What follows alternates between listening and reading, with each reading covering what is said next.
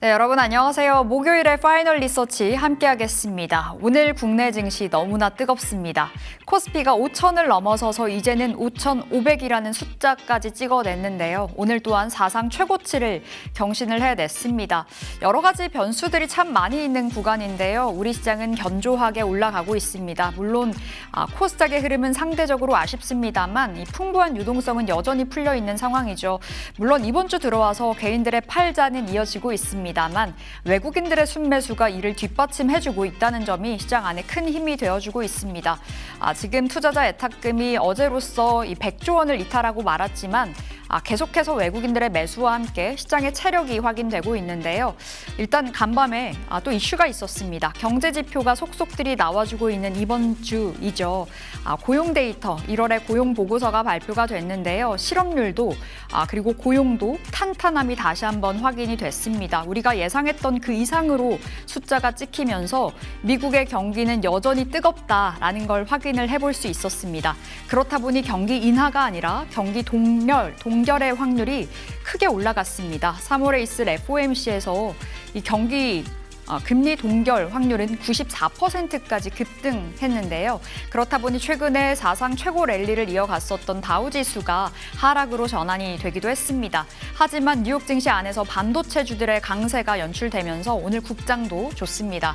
자, 그런가 하면 다음 키워드 보실까요? 자, 오늘 엔화 강세가 펼쳐지고 있습니다. 이렇게 고용이 뜨거웠다 보니 원달러 환율이 상승으로 고개를 트나 싶었는데요. 엔화 강세가 연출되자 우리 원달러 환율은 다시 한번 하방 압력을 받아가고 있습니다. 오늘 국내 증시의 강력한 상승의 그 큰 요인 중에 하나가 환율의 흐름이 될 겁니다. 원달러 환율 나흘 연속 하락세를 이어가면서 1,440원 부근에서 거래가 이어지고 있습니다. 외국인들의 작은 유입을 촉진시킬 수 있는 환율의 흐름이겠죠. 오늘 외국인들의 강력한 순매수가 시장을 들어 올리고 있고요. 특히나 이번 주 들어와서 외국인들은 유가증권 시장 안에서 내내 순매수 기조를 이어가고 있습니다. 자, 오늘 삼성전자가 또 한 번의 역사를 썼습니다. 오늘 시장의 주인공은 단연 삼성일 텐데요. 삼성전자 오늘 정규장에서 오전 11시경에 무려 17만 9천 원도 돌파가 됐습니다. 일단 간밤 뉴욕 증시 안에서 반도체주가 무척이나 뜨거웠습니다. 마이크론 테크놀로지가 10%가량의 급등세를 보였는데요. 최근 엔비디아 6세대 HBM, 그러니까 HBM4 관련해서 마이크론 테크놀로지가 공급망을 불발했다, 점유율 뺏겼다라는 뉴스들이 쏟아졌습니다. 삼성과 SK하이닉스가 다 가져갔다라고 시장에서는 이야기가 맴돌았었는데요. 하지만 마이크론 CFO가 아니라고 선을 그었습니다. 이미 HBM4 출하하고 있다라고 발표를 하면서 간밤에 뉴욕 증시 안에서 마이크론이 뜨거운 상승을 보였습니다. 하지만 우리 시장에서는 경쟁에 초점을 맞추기보다는 시장의 파이가 커졌다라는 데에 초점을 맞추면서 오늘 삼성도 SK하이닉스도 잘 가지고 있습니다. 참고로 마이크론의 고객사로 알려져 있는 한미반도체는 오늘 10% 이상의 급등이 연출되고 있기도 합니다. 자, 오늘 장에서의 브리핑 살펴보시죠. 오늘은 원전주, 반도체주들에게 수급을 빼앗겼습니다만 최근 들어서 원전주들의 랠리가 이어지고 있습니다. 어제도 52주 신고가 갔었던 종목들이 그야말로 속출했었는데요. 오늘처럼 쉬고 있는 상황에서 그렇다면 원전주 또 한 번의 기회가 될 수 있을까? 물음표가 떠 있는 상황인 듯 합니다.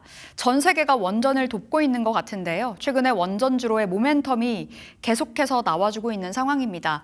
일단 지난달 27일에 트럼프 대통령이 이 한미 관세 특별법 관련해서 이 국회 본회의의 문턱을 계속 넘지 못하고 지연되는 것을 명분으로 한국의 상호 관세를 15%에서 25%까지 올리겠다라고 으름장을 놨습니다. 그러자 한국에서는 이 조현 장관이 빠르게 워싱턴 DC로 날아갔고요. 여기에서 많은 협력에 대한 이야기 보따리들을 물고 왔는데요. 그중에 하나가 원전이었습니다. 미국에서는 원전을 지어야 되는데 이 트럼프 행정부의 원전은 수건 사업인데 원전을 지을 능력이 턱없이 부족합니다. 그렇다 보니 기술력이 출중한 우리나라 기업들에게 손을 내밀 것으로 현재 분석이 되고 있죠. 그렇다 보니 그 이후부터 원전주들의 주가 랠리가 지속되고 있습니다. 한미 원전 핵 추진 그리고 조선 협력에 대한 합의가 물꼬를 트게 했고요. 최근에 이 하이퍼스케일러들의 천문학적인 투자 이야기가 계속해서 나와주고 있는 상황입니다. 올해 들어서만 빅테크 기업들 한국 돈으로 한화로 1,000조 원가량의 투자를 단행한다고 하는데요. 과잉 투자 논란은 계속해서 따라 붙습니다. 하지만 지난 주말에 엔비디아 젠슨항 CEO가 빅테크 기업들의 투자 과도하지 않다.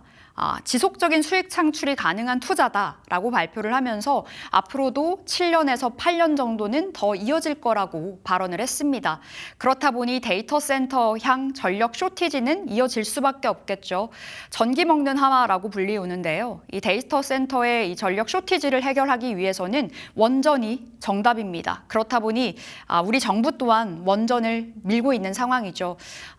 원래 현 정부는 탈원전 기조가 뚜렷했던 정부입니다. 하지만 이번 들어서 그 단단한 못을 제대로 뽑아냈다는 평가를 받고 있는 상황인데요. 지난해 12차 전기본 회의가 있었습니다. 여기서 엄청난 호재가 나왔죠. 신규 대형 원전 2기를 짓겠다. 2037년, 38년 각각 1기, 2기를 짓겠다라는 발표와 함께 소형 모듈 원전 또한 1기의 건설 계획을 밝혔습니다. 올해 12차 전기본 회의를 준비하고 있는데요. 여기서 신규 원전 추가적인 그 수주에 대한 이야기가 전해지지 않을까라는 그 기대감도 시장에 퍼져 있는 상황입니다. 그야말로 온 우주가 원전주들의 랠리를 돕고 있는 것 같은데요. 자, 다음 보실까요? 두산 에너빌리티 살펴보셔야 되겠습니다. 원전 안에서의 대장입니다. 두산 에너빌리티는 원전 사업도 하고 가스터빈 사업도 하고 해상 풍력 사업도 합니다. 그런데 이 데이터 센터형 전력 쇼티지는 원전으로 해결을 하고는 있습니다만 좀 지속적인 안정적인 이 전력을 공급하기 위해서는 가스터빈이 주목이 되고 있는 상황입니다. 가스터빈의 기술력이 엄청나다 보니 두산 에너빌리티 계속해서 수주 소식을 알려오고 있는데요. 비가 오나 눈이 오나 1년 365일 내내 돌아가야 되는 데이터 센터에 가스터빈 관련해서 호재가 모아지고 있습니다. 일단 두산 에너빌리티는 2013년부터 이 사업을 시작을 했습니다. 그리고 6년 만에 2019년에 상용화 소식을 알렸는데요. 참고로 지난해에 일론 머스크 CEO가 이끌고 있는 xAI에 가스터빈 5기 공급 계약 체결 소식을 맺었습니다. 외국에서의 이제 해외 레퍼런스까지 확보를 한 상황이 된 거죠. 이 레퍼런스 확보는 앞으로 신뢰감으로 연결이 되기 때문에 해외 진출의 교두보를 마련했다는 평가가 나와주고 있습니다. 그런데 찐 매력은 장기 서비스라고 알려져 있습니다. 그냥 수주만 했다고 해서 공급만 했다고 해서 끝이 아니라 유지 보수 기간이 엄청 길다고 하더라고요. 가스터빈 한 대당 무려 연간으로 봤을 때 100억 원의 서비스 매출이 발생이 된다고 합니다. 두산 에너빌리티가 2037년까지 가스터빈 105기 수주하겠다 목표로 내세운 바 있어서요. 한 대당 단순 계산으로 100억으로 어림잡았을 때 연간 매출 1조 원씩 날 수 있다라고 귀결이 되기도 합니다. 그렇다 보니 기대감을 안고 달려가고 있는 요즘이고요. 자, 다음 보실까요? 하지만 실적적인 측면은 아쉽습니다. 일단 어제는 호재도 있었습니다. 올해 처음으로 가스터빈 공급했다는 소식도 있었는데요. 한국 남부발전과 380메가와트급 가스터빈 3기를 공급하게 됐다는 호재였습니다. 경남 하동에 100메가와트급으로 2기, 그리고 경기도 고양에는 500메가와트급으로 가스터빈 1기를 공급한다라는 건데요. 계속해서 누적 수주가 빠르게 올라가고 있습니다. 하지만 실적적인 측면에서는 어제 아쉬운 성적이 나왔습니다. 자, 다음 판 보실까요? 매출과 영업이익은 예상치를 하회했습니다. 지난해 영업이익이 7,627억 원이 나오면서 무려 전년 대비해서 25% YOY 기준으로 급감하는 숫자가 찍혔고요. 매출액은 17조 500억 원이 나왔습니다. 전년 대비해서 5%가량 늘어났는데 그런데 시장에서는 이를 두고 앞으로 턴어라운드에 집중을 하고 있는 상황입니다. 지난해 체코 두코바니 원전 수주 소식을 알려온 바 있었죠. 5조 6천억 원 규모의 수주였는데요. 올해 들어오면서부터 이 원전 주기기 공급이 순차적으로 반영이 될 예정이라고 합니다. 그러니까 올해부터 턴어라운드가 감지가 된다는 거고요. 앞서 살펴보셨던 가스터빈, 국내와 국외에서 수주 확대에 대한 모멘텀을 안고 가고 있습니다.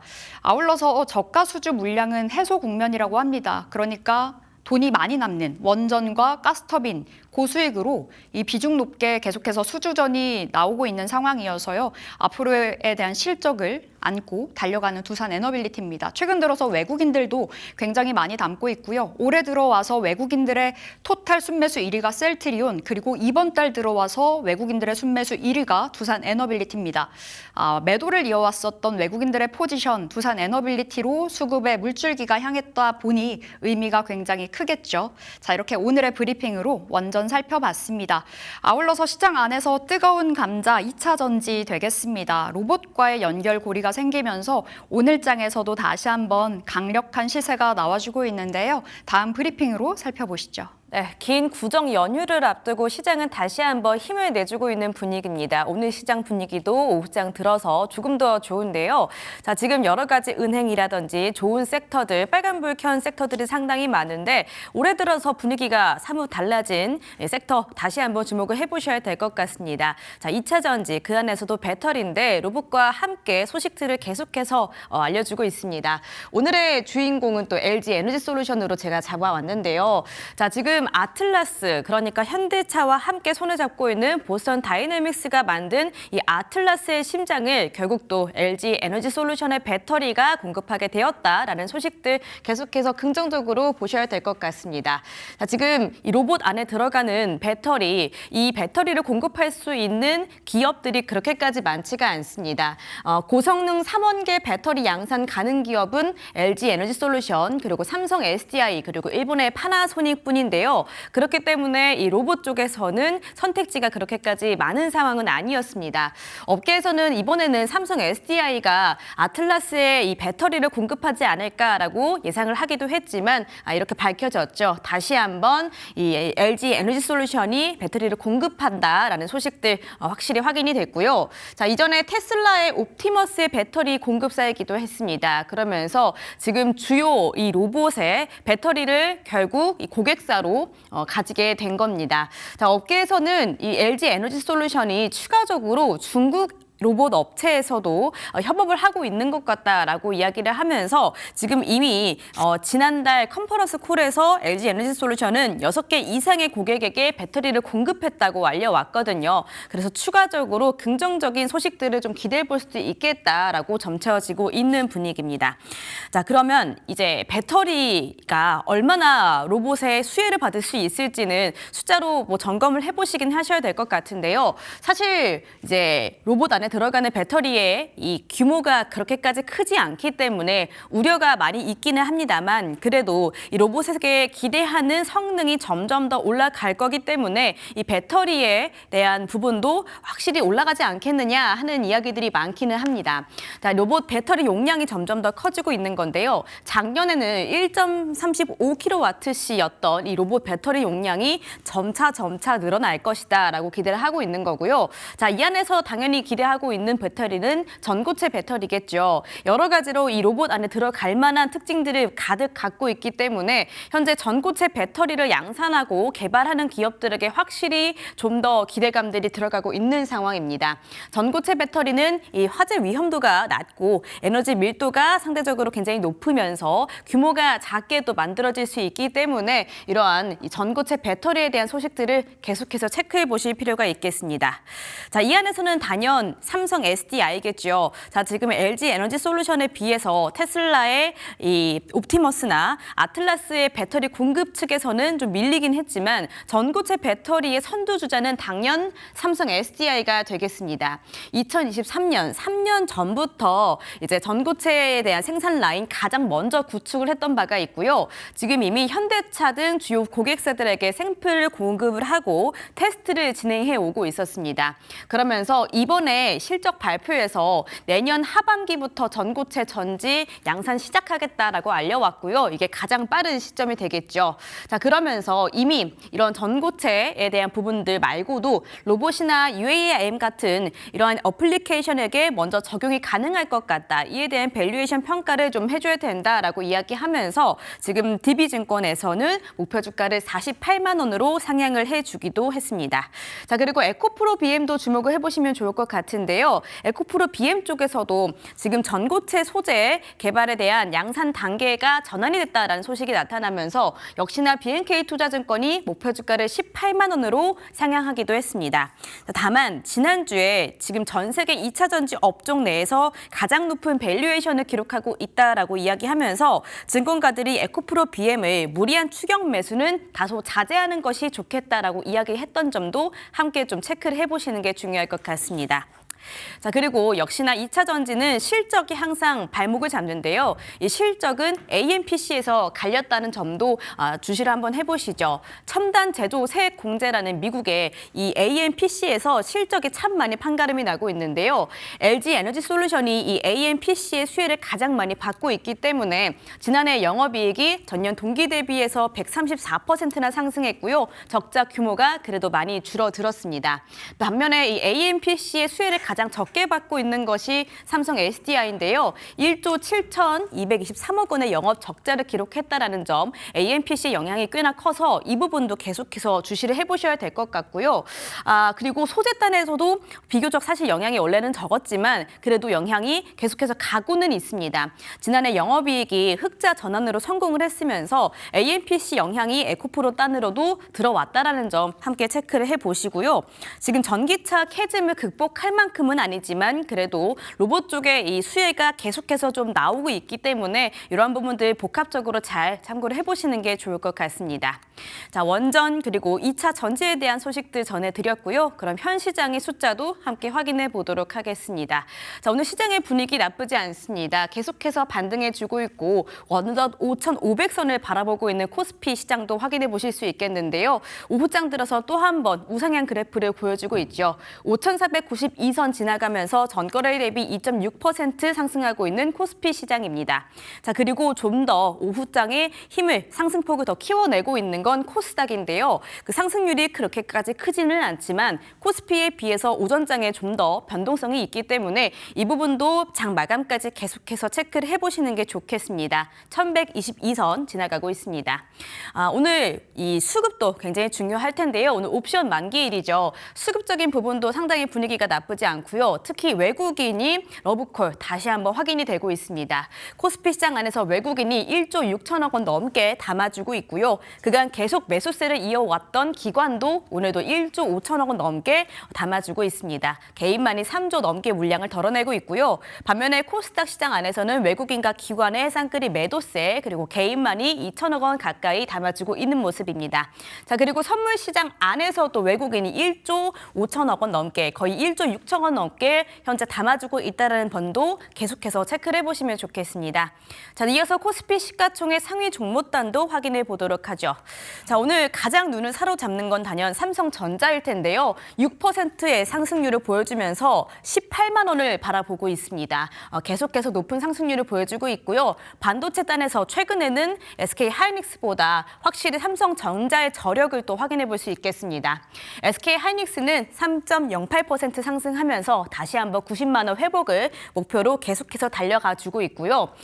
어제 또 좀 올라갔었던 현대차가 오늘은 쉬어갑니다. 옆으로 길게 횡보하고 있는 모습 0.59% 약보합권 지나가면서 50만 원을 지지를 하고 있고요. LG 에너지 솔루션 소식 전해드렸는데요. 오늘 2차 전지 단 분위기 나쁘지 않습니다. 3%대 상승하면서 40만 3,500원 선 지나가고 있습니다. 자, 뒤를 이어서 6위부터 10위도 확인해 보시죠. 자, 삼성 바이오로직스 보합권 그리고 SK 스퀘어가 좀 더 힘을 내고 있고요. 6.20% 상승합니다. KB금융 1.4% 그리고 어제 분위기가 좋았던 두산에너빌티는 오늘은 좀 하락하고 있습니다. 2.3% 빠지면서 93,300원 선 지나가고 있습니다. 자, 코스닥의 분위기도 함께 확인을 해보시죠. 자, 코스닥 안에서 오늘 좀 후반으로 갈수록 좀 더 힘을 내주고 있는 종목들이 확인이 되고 있는데요. 에코프로 그리고 에코프로 BM 각각 1% 그리고 3% 반등해주고 있고요. 레인보우 로보틱스도 1.79% 오늘 로봇주의 분위기도 확인해 보셔야 될 것 같습니다. 자, 오늘 제약바이오 분위기도 평소에 비해서 조금 더 힘을 내주고 있는 분위기인데요. 알테오젠이 계속해서 그래도 조금씩 반등을 해주고 있거든요. 오늘 강보합권 지나가고 있고요. 삼천당 제약 3.53% 상승하고 있습니다. 뒤를 이어서 6위부터 10위도 확인해 보실 텐데요. 최근 그리고 이번 주에 코스닥 시총 6위부터 10위 단이 사실 다소 좀 조용한 그런 분위기가 연출되고 있습니다. 그래도 ABL 바이오, 리가캠 바이오 빨간불 켜주고 있고요. 리노공업 1.05% 상승해주고 있는 분위기 확인이 되고 있습니다. 자, 이렇게 원전 그리고 2차 전지 현재 시황 짚어봤습니다. 그럼 본격적으로 파이널 리서치 시작하겠습니다.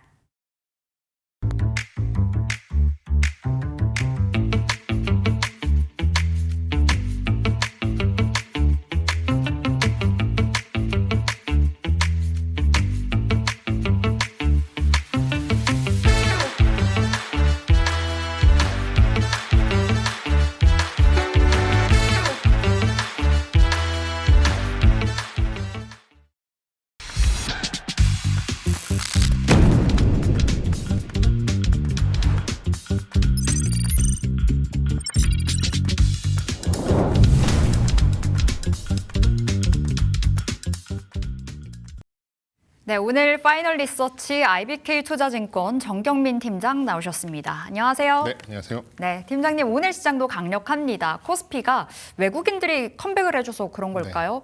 5,500도 오늘 장중에 돌파가 됐습니다. 아직 입에 안 붙는 상황이거든요. 5,500 어떻게 바라보셨나요? 뭐 S&P 지수 옛날 생각도 좀 나고요. 네. 뭐 그런 만큼 시장의 주도주는 쉽게 바뀌지 않을 것 같다라는 모든 우려를 좀 뚫어내고 있고, 그리고 제가 지난주에도 말씀을 드렸습니다만 이 강세장의 유통기한은 아직 절반도 오지 않았다, 이렇게 좀 말씀드리고 싶습니다. 특히 이제 반도체 강세가 이제 상방을 계속해서 좀 강화하는 소식들이 좀 나오고 있어요. 그리고 그 재료들을 좀 뒷받침하는 수치들로 좀 상당한 지속성을 좀 보이는 그런 흐름으로 좀 가고 있는데, 말씀드린 대로 반도체의 방향성은 HBM이 만들고, 그리고 D램은 마진과 사이클, 그리고 낸드는 속도를 만들어내는 그런 초강세 국면입니다. 반도체가 죽지 않으면 우리 시장은 지속성을 가져갈 것이다라고 좀 확신을 드릴 수 있을 것 같고요. 지금 들어가셔도 늦지 않았다고 생각이 들고, 예전에 팔았던 분들도 다시 사도 저는 늦지 않았다고 생각이 들고요. 그리고 이제 반도체 특히 탑2 종목은 매매보다는 사서 품고 있어야 되는 이제 그런 전략이 더 어울리는 그런 상황이다라고 생각이 들고, 또 삼성전자를 비롯해서 배당 성향 25%를 맞추는 종목들은 분리과세가 되는 이제 그런 또 특징이 있죠. 뭐 오리온, 삼성전자, 오늘 한국경영지주 이런 좀 배당과 같은 또 그런 정책과 맞아 떨어지는 종목들이 계속해서 좀 나오고 있기 때문에 시장 강세, 코스피의 강세는 계속된다, 이렇게 좀 말씀드리고 싶습니다. 거래 대금이 지금 50조대에서 30조대, 뭐 40조대 초반 이렇게 약간 좀 하락한 부분은 좀 있긴 있어요. 네. 그러니까 시장이 약간 주춤하니까 좀 시장이 또 거기에 맞게 또 던져주는 단서들이 또 상당히 좀 있습니다. 시장의 최선호는 역시 뭐 반도체 변함이 없는 거고, 그리고 비슷하게 오히려 반도체보다 단기 수익률은 더 높게 나오는 쪽이 이제 증권 업종이죠. 뭐 아시다시피 요즘 떼돈을 벌고 있는 이제 그런 섹터고, 그리고 이제 범 에너지 차원에서 뭐 원전, 전력기기, 또 태양광, 요 에너지 안에서 섹터 내에서 어떤 순환매가 나오고 있는 그런 상황, 그리고 기존의 주도주였던 조선, 방산, 로봇, 요거는 업종 간의 순환이 나오는 그런 흐름으로 시황을 좀 읽으시는 게 맞지 않나 싶고요. 지금은 개별 주식으로 시장을 따라가기도 힘들고 이기기도 어려운 그런 상황입니다. 적어도 절반 이상은 말씀드린 대로 시장의 주도주 반도체 쪽은 무조건 있어야 될 것 같고요. 저는 뭐 반도체에 대해서 그래도 한 40-50% 정도의 비중은 포트폴리오 전략상 유지를 하셔야 될 것 같다라는 거 계속 말씀드리고 싶고요. 코스닥의 정책이 조금 구체화되면서 퇴출 관련된 그런 정책이 좀 나오면서 코스닥도 오후 들어서 조금 힘을 내는 모습이에요. 코스닥도 뭐 한 20% 정도는 담아 가셔야 될 것 같고, 나머지를 이제 금융, 그리고 원전과 에너지 이렇게 한 묶음, 또 방산과 우주항공 또 한 묶음, 그다음에 조선, 자동차와 로봇, 뭐 이렇게 한 너댓 개의 꼭지를 가지고 시장의 트렌드에 맞게 조합을 해 나가시는 그런 비중 전략을 가져가신다면, 뭐 저는 뭐 패시브 전략과 액티브 전략을 동시에 가져가면서 뭐 좋은 포트폴리오 전략이 되지 않을까 말씀드려보도록 하겠습니다. 네, 여전히 주도주는 반도체다. 오늘장에서도 확인이 되고 있습니다. 지난주에 나오셨을 때도 말씀 주셨듯이 시장의 강세장의 유통기한은 여전히 많이 남아있다라는 그 말과 함께 삼성전자 매수 사인 주셨잖아요. 사실 지난주 목요일에만 삼성 샀었어도 우리 10%가량의 수익은 가져갈 수 있는 자리이기도 하거든요. 여전히 늦지 않았다. 반도체 포트의 한 40% 비중은 담아보자. 동일한 시각으로 오늘도 풀어주셨습니다. 자, 시장 안에서의 핫한 종목들 우리 이슈 파헤쳐 볼 텐데요. 어제 강했던 종목입니다. LG전자. 아마 LG전자 들고 계셨던 보유자분들은 어제 진짜 소리 지르셨을 것 같아요. 이렇게나 급등을 할 수 있을까? 결국에 AI라는 모멘텀이 네. 묻으면서 20% 이상의 급등을 보였습니다. 오늘 장에서는 어느 정도 차익 실현 매물이 출회가 되나 이제 드디어 동력을 달았다라고 볼 수 있을까요? 네, 뭐 저는 그렇게 해석하고 있고요. 오늘은 LG전자가 쉬는 대신에 뭐 LG 에너지 솔루션이나 LG U+ 같이 LG의 AI 팀 LG가 다른 종목들이 좀 강세를 좀 보이고 있어서 어제는 뭐 어느 정도 시장에 시그널을 줬다라는 정도로 뭐 충분한 그런 움직임이 아니었나 이렇게 좀 생각이 들고요. 역시 이제 피지컬 AI 그리고 이제 데이터 센터 등의 신사 확장 가능성 이런 것들이 충분한 그런 가능성 그리고 이제 충분한 역량 이런 것들을 보여줄 수 있는 존재감의 표현이다. 저는 이렇게 좀 표현드리고 싶습니다. 그리고 이제 뭐 작년 말에도 좀 언급을 드렸었던 적이 있었죠. 이제 마이크로소프트 데이터 센터 이제 매니지먼트 관련돼서 수주 가능성이 있다 이렇게 말씀을 드렸었는데요. 역시 이제 그 가능성이 좀 가시화되는 시점으로 오고 있는 것 같아요.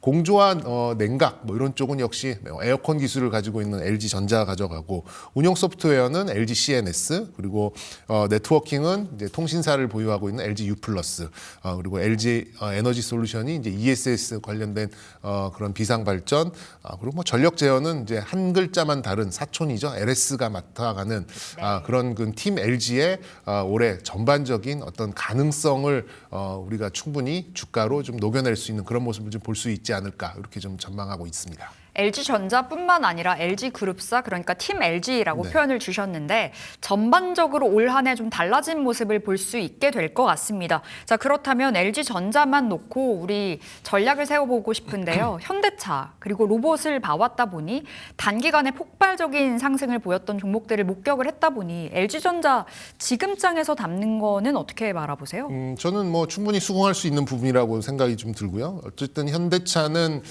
생산 라인에 들어가는 이제 그런 뭐 로봇의 생산을 가져간 로봇의 역량을 가져간다라고 하면 LG 하면 역시 이제 백색 가전의 세계 최고의 좀 기업인 만큼 수많은 뭐 데이터 뭐 가전에 관련된 이제 그런 기술 그리고 제가 알기로는 한평생 모터의 기술의 모든 역량이 몰빵되어 있는 그런 기업이잖아요. 뭐 LG 뭐 청소기나 또 냉장고, 세탁기, 뭐 에어컨 이런 쪽에 있어서는 전 세계에서 1, 2위를 다툰 기업인 만큼 그것이 이제 로봇으로 진화될 수 있는 충분한 역량을 가져갈 수 있다라고 생각이 듭니다. 특히나 이제 모터 기술 같은 경우, 그러니까 액추에이터나 감속기 이게 사실상 거의 다 모터인데 지금 코스닥에 보면은 연매출 1,000억도 안 나오는 회사들이 뭐 시가총액 수조 원 가고 있는 회사들이 굉장히 많아요. 근데 네. 뭐 방송 표현은 아닙니다만 LG가 각을 잡고 정말 역량을 집중시켜서 로봇 쪽에 이런 감속기나 부품 쪽에 뛰어든다라고 한다면 이걸 이길 수 있는 기업이 과연 우리나라에 몇 개나 있을까? 거의 없지 않을까? 이렇게 좀 생각을 좀 가지고 있습니다. 저는 이렇게 단편적인 그런 스토리는 아니라고 생각이 들고요. 지난 분기에 굉장히 많은 비용을 떨어내면서 적자 전환까지 감수를 해낸 그런 회계적인 부분도 올해는 이제 조금만 실적만 나오면 턴어라운드 혹은 큰 폭의 성장성을 나타낼 수 있는 그런 수치적인 특징도 좀 있겠고요. 말씀드렸듯이 이런 확고하게 가져가고 있는 신사업에 대한 스토리 그리고 저는 뭐 자기 자본 지금 뭐 28조, 30조 정도 되는 LG전자가 이제 한 20조 정도에서 거래되고 있는데 자기 자본 정도, 30조 정도의 시가총액은 어렵지 않게 올해는 좀 맞출 수 있지 않을까 좀 생각이 드는데요.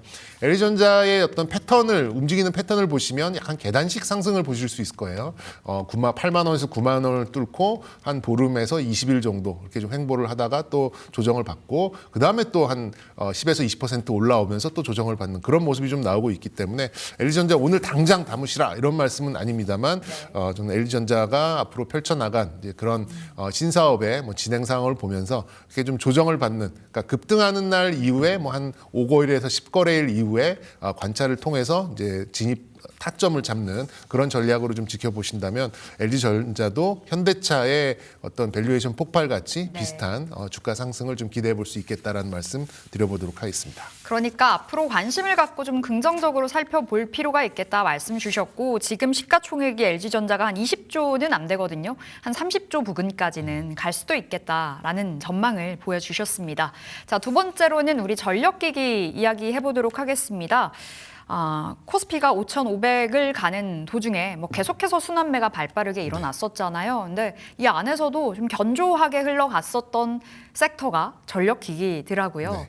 아무래도 데이터 센터 향으로 향하는 모멘텀은 계속해서 자리를 하고 있는 상황이어서 전력기기 전선주 올 한 해 내내도 잘 갈까요? 네, 그리고 이제 뭐 해외에 있는 이제 전선주들, 특히 뭐 일본에 있는 몇몇 전선주들은 뭐 그냥 사상 최고가를 계속해서 가고 있는 상황이다 보니까 그거와 비슷한 기술력 혹은 어떤 면에서는 더 높은 기술력을 보이고 있는 우리나라 전선, 그리고 조금 더 나아가서 통신 관련돼서 광섬유 관련된 종목들 지금 이 자리에 있을 이유는 없다라고 좀 생각이 듭니다.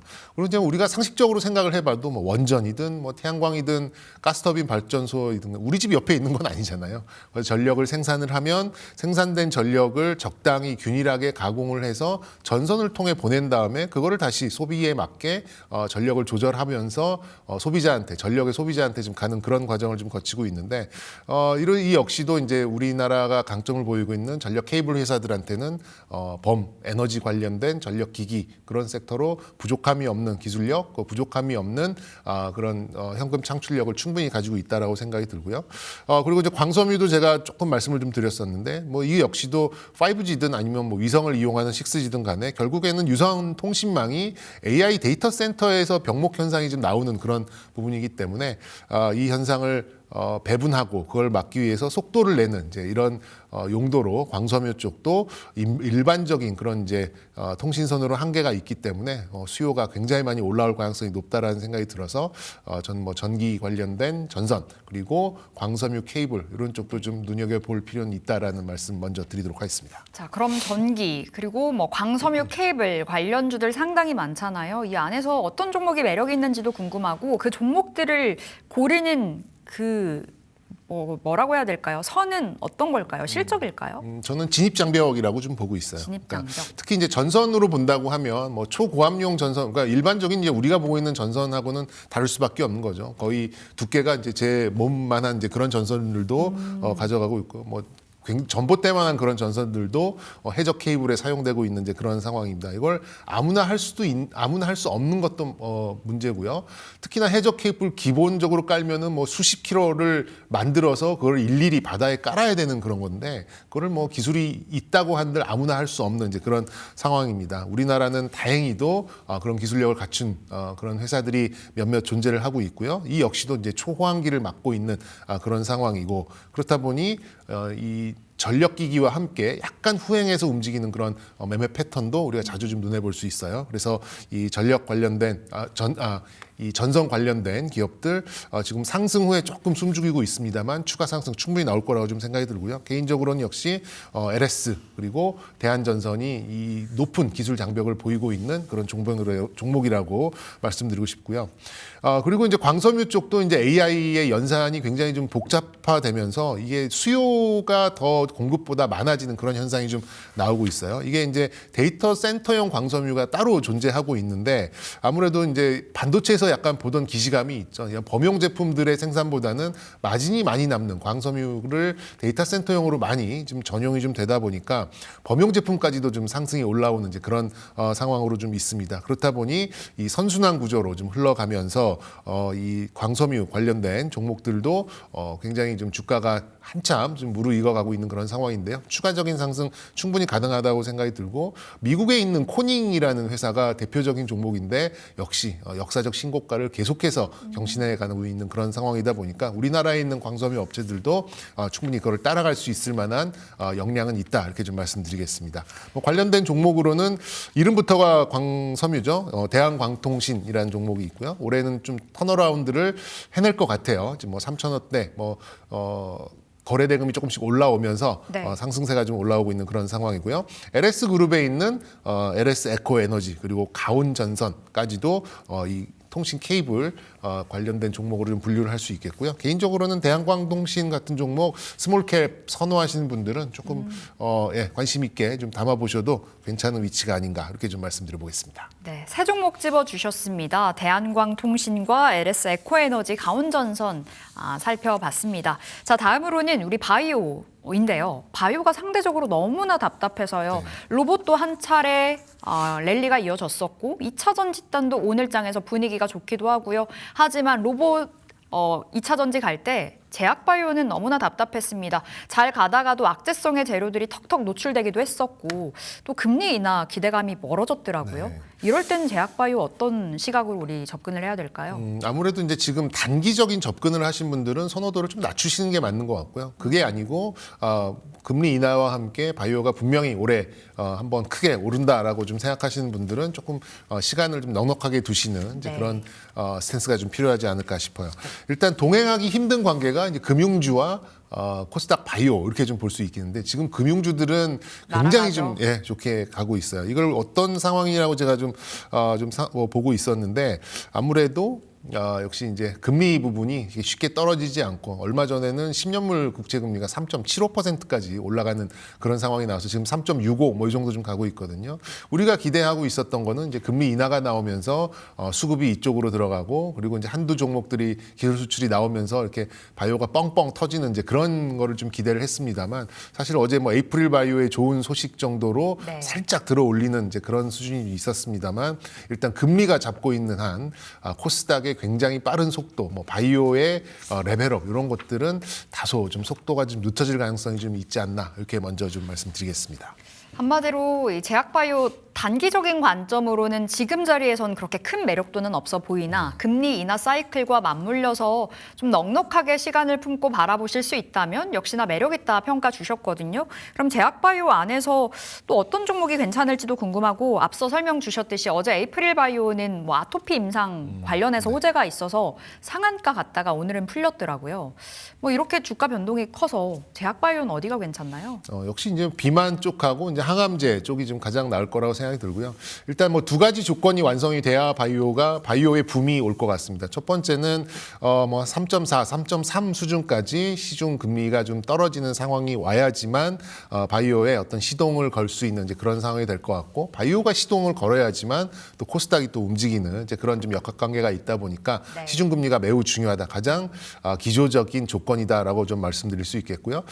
그리고 이제 뭐 JP모건 헬스케어가 완전히 이제 로봇한테 묻히는 바람에 좀 이제 아쉬움이 좀 있었는데 바이오의 일정상의 모멘텀은 역시 이제 각각 그 암학회 그리고 뭐 여러 가지 학회들 또 임상 실험 발표의 스케줄이 있는 3월, 4월 정도에 좀 모여 있거든요. 네. 그 시점이 된다면 시중 금리가 어느 정도 좀 도와주는 그런 상황이 온다면 가로 세로 퍼즐을 맞춰서 바이오가 한번 힘을 낼 수 있는 그런 상황이 오지 않을까라는 생각이 들고 또 이제 임상 실험의 어떤 데이터가 공개되는 큰 어떤 물줄기를 본다라고 하면 역시 이제 비만약 그리고 항암제 뭐 항암제 관련된 또 플랫폼 이런 쪽이다 보니까 뭐 저는 뭐 다른 종목들보다는 바이오도 역시 시가총액 최상단에 있는 비만이나 항암 관련된 종목을 가져가시는 게 맞다라는 생각이 들어요. 그런 면에서 봤을 때는 역시 D&D 파마텍 같은 이제 비만 쪽을 좀 보시는 게 좀 좋을 것 같고 그리고 ABL 바이오 같이 이제 플랫폼과 항암을 동시에 가져가고는 이중항체의 대표적인 종목으로 좀 접근하시는 게 좀 정수가 아닐까 이렇게 말씀드려 보겠습니다. 네, 이렇게 우리 바이오까지 챙겨봤습니다. 오늘 팀장님의 픽 섹터가 궁금한데요. 어떤 섹터일까요? 저는 이제 세뱃돈을 어디에 투자할까라는 네. 좀 이렇게 재미있는 좀 생각에서 좀 출발을 해봤는데요. 저는 오늘 시장에서 좀 힌트가 많이 나오고 있는 쪽이 반도체 소부장이라고 생각이 듭니다. 이런 좀 마찰적인 수급 상황이 지나고 나면 세뱃돈은 뭐 완전 길게 보는 그런 장기적인 그런 관점이 아니라도 단기적으로 반등을 할 수 있는 충분한 조건이 만들어지고 있는 상황이 아닌가 생각이 들어요. 역시 이제 마찰적인 수급이 나왔었던 것이 이제 한 가지가 가장 큰 하락 요인이었고요. 그리고 두 번째는 마이크론의 이제 HBM4 탈락의 가능성 때문에 시중에서 나오는 심리가 굉장히 좀 좋지 않은 그런 상황이었습니다만 이런 것들이 좀 해소되는 와중에 있기 때문에 저는 뭐 설 명절 뭐 전후에서 끝나고 나서는 반등다운 반등을 좀 만들어내지 않을까. 오늘은 그 이제 신호탄을 좀 쏘는 모습이 아닐까라는 생각을 가지고 있습니다. 물론 이제 절대적인 부분은 아닙니다. 마이크론이 가지고 있는 HBM의 그런 시장 점유율이 절대적인 부분은 아닙니다만 그렇다고 해서 이걸 하고 안 하고에 따라서 우리나라의 소부장 종목들이 종목이 이렇게 종목의 주가가 널뛸 수 있는 충분한 그런 요인은 좀 된다라고 생각이 들거든요. 근데 오늘 다행히도 이미 양산을 하고 인도가 되고 있다까지 이제 얘기가 좀 나왔었고 향후에 5에서 10% 정도의 점유율이 예상된다라는 점에서 안도할 수 있는 논리는 저는 충분히 안도하는 그런 반등을 만들 수 있는 논리는 충분하다라고 좀 생각이 들고요. 그리고 제가 또 이제 마찰적 수급이라는 표현을 좀 써드렸는데 이게 이제 매년 이 설 연휴를 전후해서 국민연금의 이제 이제 외주 운용사의 벤치마크가 좀 바뀌게 됩니다. 그러니까 새로 선정된 운용사가 있고 기존에 있었던데 탈락한 운용사들이 있는데 새로 선정된 운용사들은 기존에 있었던 이제 그런 종목들을 바꾸는 그런 과정에서 늘 이제 2월 중순에 이런 좀 마찰적인 그런 상황이 나오는데 거기에 또 코스닥 지수가 좋지 않았기 때문에 조금 더 낙폭이 좀 컸던 것 같아요. 이 또한 또 일단락되는 그런 시기로 좀 볼 수 있기 때문에 수급도 돌아오고 그리고 우려했었던 것도 해소가 된다라고 하면 반도체 소부장은 설 연휴 이후에 좀 반등다운 반등을 좀 만들어낼 가능성이 있다라고 생각이 듭니다. 장비 대표주 그러면 뭐 역시 한미 반도체죠. 오늘 축포까지는 아니고요. 예, 어느 정도 지표의 역할을 해주고 있는 그런 상황이라고 생각이 들고요. 저는 뭐 말씀드린 대로 반도체의 뭐 장비, 소재 이거보다는 부품 쪽, 그러니까 많이 반도체를 생산하면 할수록 소모되는 것들에 대해서 조금 더 좀 선호도를 높게 가져가시는 게 맞다라는 말씀 좀 드려왔었는데 관련돼서 테스터 쪽은 ISC 그리고 지난주에도 말씀을 드렸었던 실리콘 파츠 종목 중에서 CMTX 그리고 이제 쿼츠를 만드는 원익 QNC 이렇게 좀 해당되는 종목들 말씀드려보도록 하겠습니다. 네, 오늘의 시장 흐름으로 힌트를 읽으셨다 말씀 주셨는데 반도체 소부장 꼽아주셨습니다. 소부장 안에서도 부품에 집중을 해보자. 오늘 급등 나오는 한미 반도체 플러스 ISC, CMTX 그리고 원익 QNC까지 여러분 흐름 함께 체크를 해보시면 되겠습니다. 자, 오늘 IBK 투자증권 정경민 팀장 함께했습니다. 말씀 고맙습니다. 네, 감사합니다.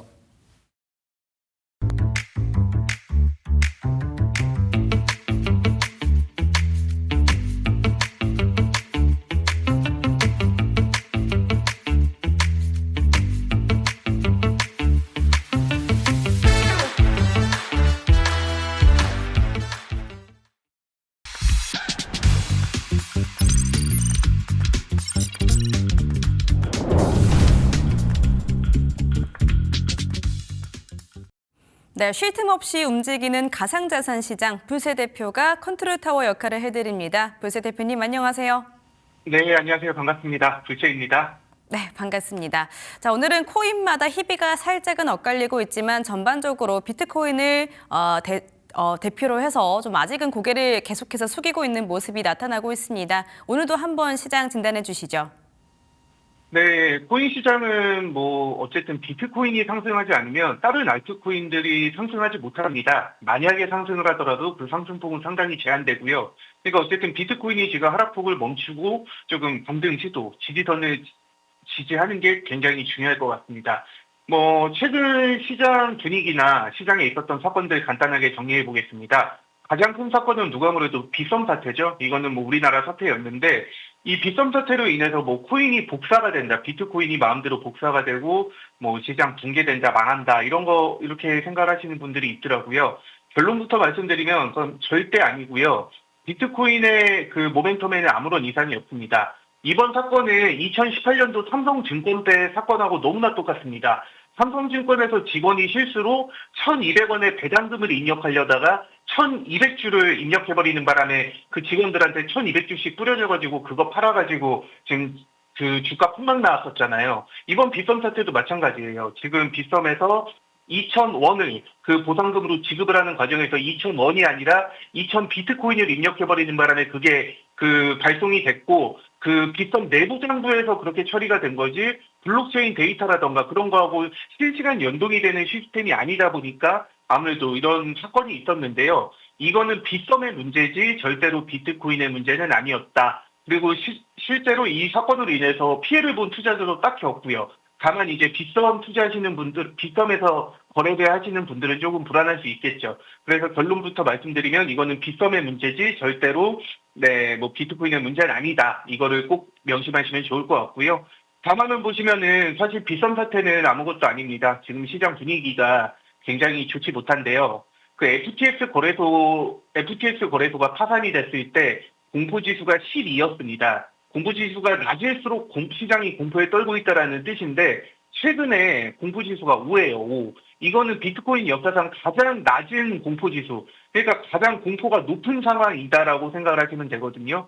제가 이제 코인 시장에서 10년 정도 이 시장을 쭉 모니터링해 왔는데 공포지수가 이렇게 낮은 적은 본 적이 없습니다. 어쨌든 그 정도로 좋지 않은 상황인데 지금 중요한 거는 뭐 FTX 거래소 사태 때는 뭐 떨어지는 이유라도 있었는데 지금 최근에는 뭔가 뚜렷하게 큰 악재 이런 게 뭐 없는 것 같은데도 빠지니까 그리고 빠지는 와중에 다른 자산들은 더 오르니까 투자자들이 심리적으로 더 힘든 것 같습니다. 그 다음 화면 보시면은 지금 그 실현 손실이 역대 최대치입니다. 실현 손실이라는 거는 투자자들이 그 손절을 하고 시장을 떠나는 수치를 표시한 건데요. 이 온체인 데이터를 보시면 아시겠지만 요 가운데 요 밑에 쭉 내려와 있는 거 보이시죠?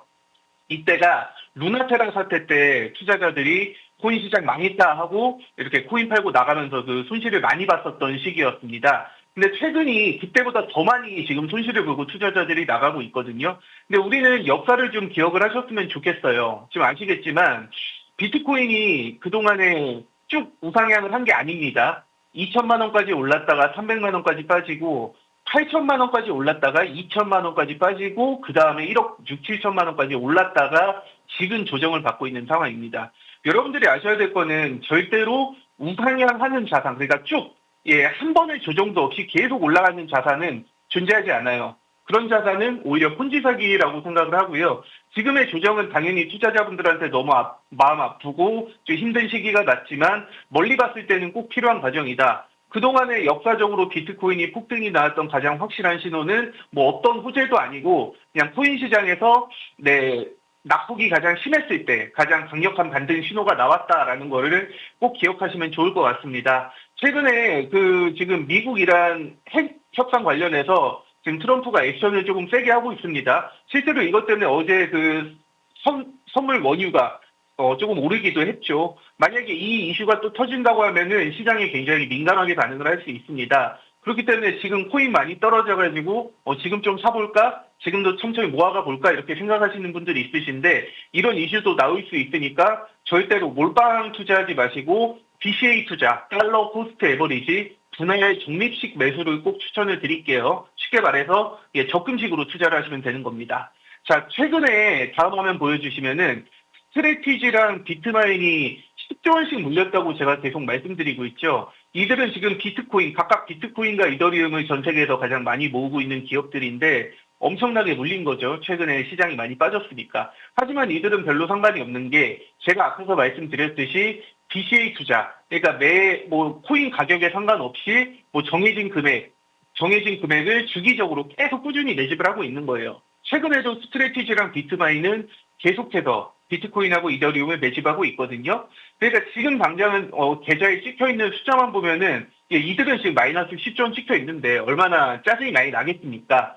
그러니까 지금 코인 투자하시는 분들은 지금 힘든 거는 당연하고 훨씬 더 괴로워하는 이런 월가의 거물들, 슈퍼리치들도 지금 시장에서 지금 힘들고 있다. 다만 이들은 돈이 많기 때문에 계속 적립식 매수를 하기 때문에 우리랑은 입장이 조금 다릅니다. 특히나 스트레티지는 지금 비트코인을 투자한 지 6년 됐거든요. 6년 동안 됐는데 지금 마이너스 10조 원입니다. 그렇다는 거는 지금 방송 보시는 분들이 여러분들이 지금 비트코인을 투자하신다고 하면은 스트레티지에 6년을 버는 거잖아요. 그런 식의 접근으로 조금 하셨으면 좋겠어요. 아무래도 그 개인 투자자들 특성상 좀 올라가는 주식들, 급등주에 좀 쫓아타는 그런 경향이 있는데 그런 투자를 하면은 빠른 수익도 가능할 때도 있겠지만 결국에는 큰 수익, 제대로 된 수익, 인생을 바꿀 수 있는 수익을 내기 위해서는 이렇게 많이 떨어져 있는 자산, 남들이 무시하고 조금 소외되어 있는 자산을 사서 그 자산이 크게 올랐을 때 이제 개미들은 또 달라붙을 거 아니에요. 이제 비트코인이 나중에 15만 달러, 20만 달러 가면 달라붙을 거고 이더리움도 10,000 달러, 20,000 달러 가면 달라붙겠죠. 그때는 오히려 우리는 팔아야 된다라는 거예요. 그러니까 지금 적립식으로 모아가시기에는 굉장히 좀 좋은 가격이다라는 거 잊지 마시고요. 우리나라에서 코인으로 돈을 가장 많이 벌었다고 알려진 원유띠도 지금 마이너스 200억 이상 평가 손실이 찍혀 있습니다. 이 정도로 지금 시장 상황이 좋지 못하고요.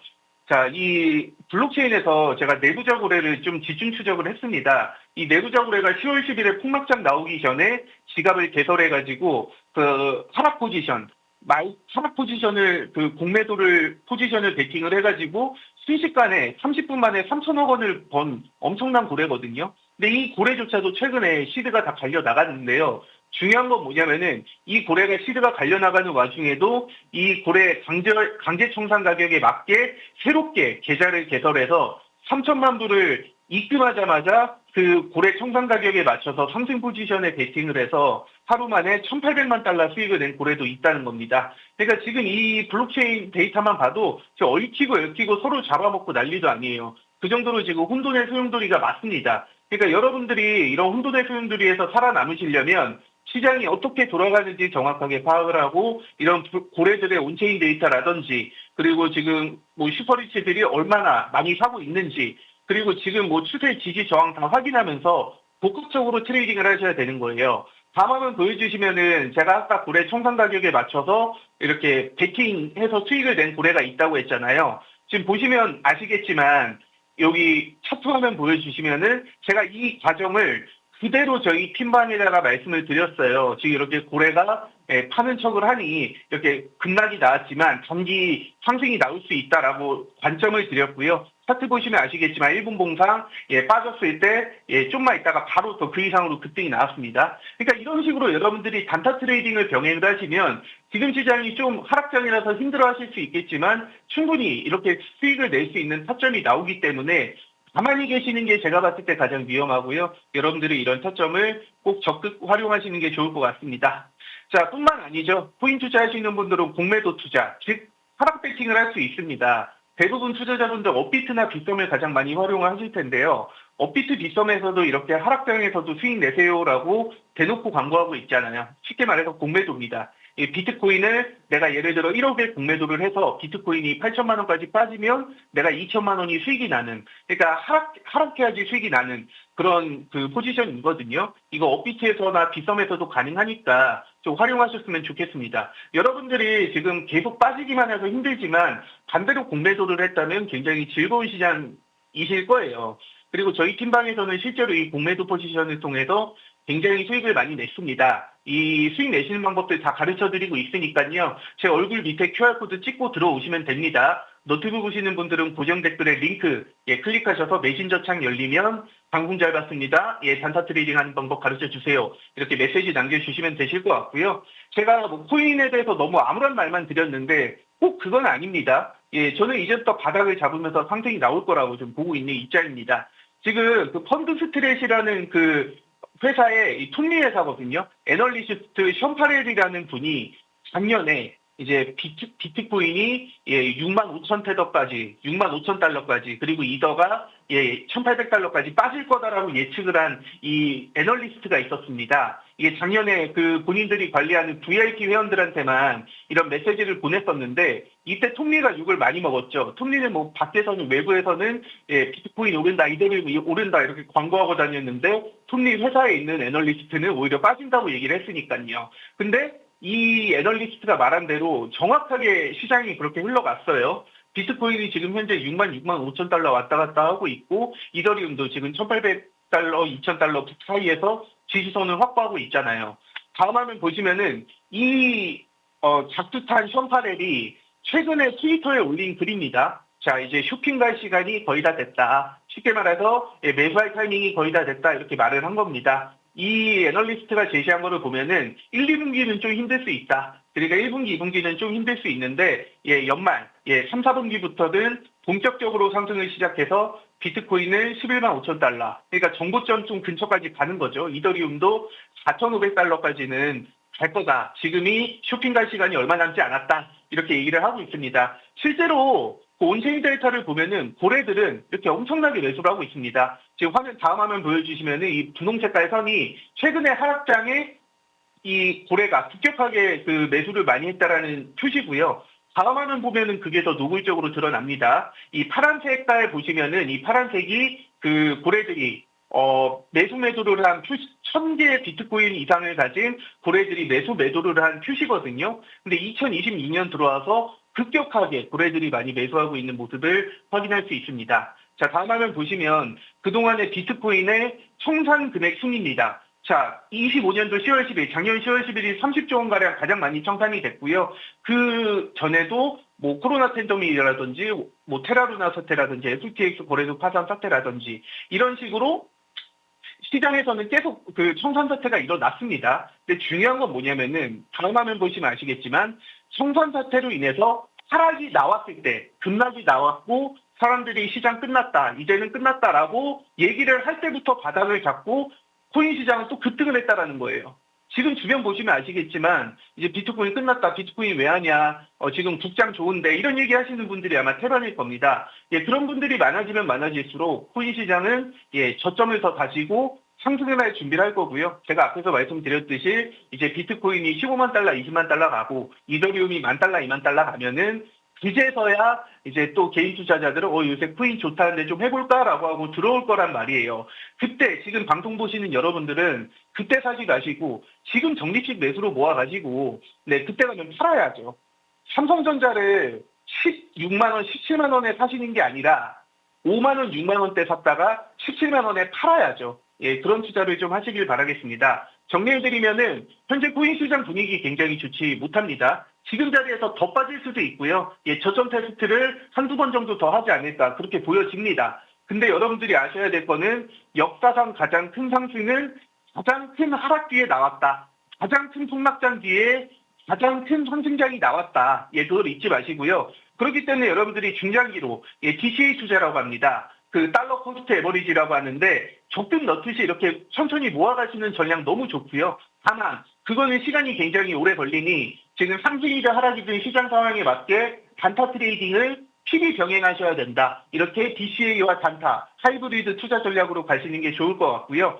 또 특히나 과매도 구간, 시장에서 너무 과하게 많이 빠졌을 때는 상승 포지션으로 수익을 내고 그리고 과하게 많이 올랐을 때 과매수 구간에서는 공매도 포지션으로 단타 트레이딩 하면 됩니다. 지금은 언제 오를까 이런 시기나 특히 얼마까지 빠질까 얼마까지 갈까 이런 가격 예측을 하시지 마시고요. 일단 시장에서 살아남고 시장에서 천천히 멀리 보는 투자가 굉장히 중요합니다. 그래서 DCA 투자와 단타 트레이딩 같이 꼭 병행하자 말씀드리고요. 이런 투자 기법이라든가 고래들의 포지션, 단타 트레이딩하는 방법들 지금 제 얼굴 밑에 QR코드 찍고 들어오시면은 다 무료로 제공해드리고 있습니다. 24시간 단타 신호 채널 나가고 있고요. 말씀드렸듯이 지난주부터 오늘까지도 저희는 그 상승하락 포지션 골고루 단타 치면서 수익이 많이 났습니다. 적극적으로 참여해 주시고요. 예, 비용 없습니다. 100% 무료니까 많은 참여해 주시길 바라겠습니다.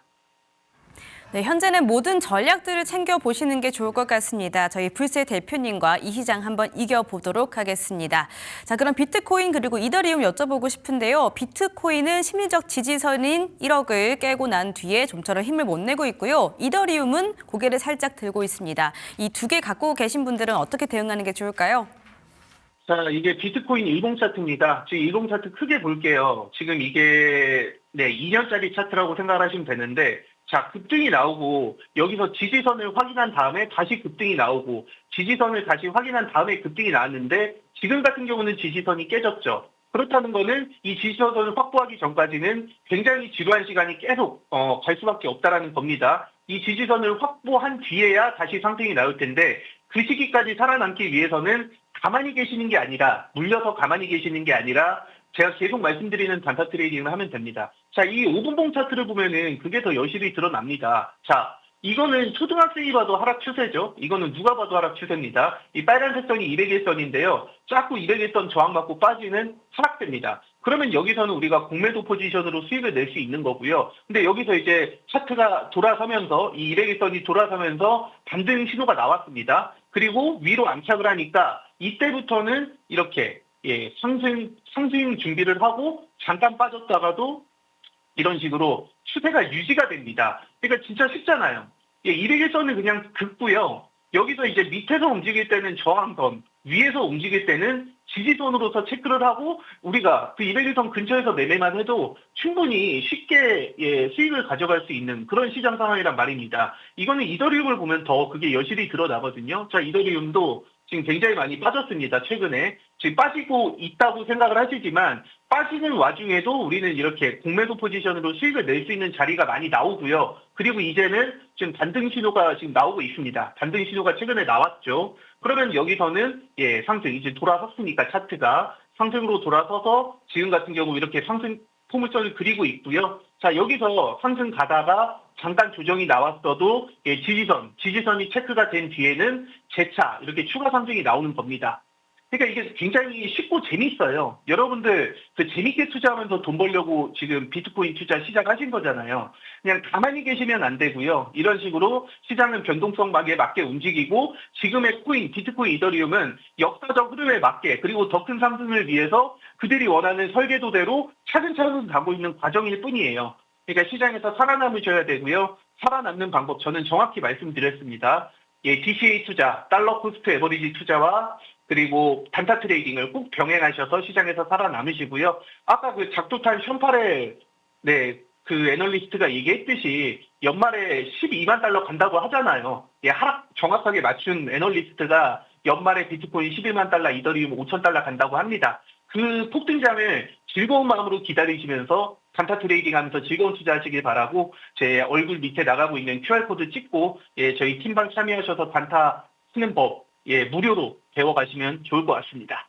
네, 오늘도 우리 정보방 입장하면은 단타 트레이닝부터 적립식 투자까지 여러 가지 정보 다 받아갈 수 있을까요?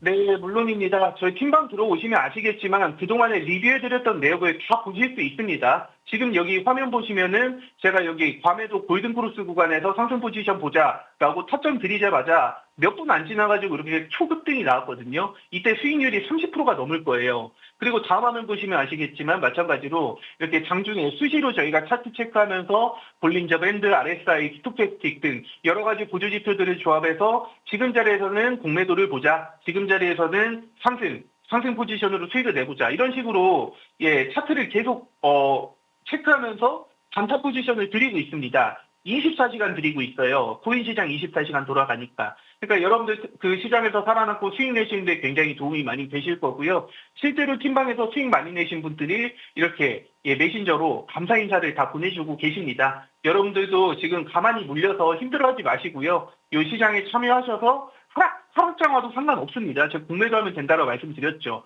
하락장 오면은 공매도로 수익 내고 폭등장 오면은 우리 공격적으로 매집해가지고 크게 수익 내면 되는 겁니다. 어떻게든 살아남을 수 있으니까요. 힘들어하지 마시고요. 그냥 가만히 물려서 힘들어하는 거 너무 괴롭잖아요.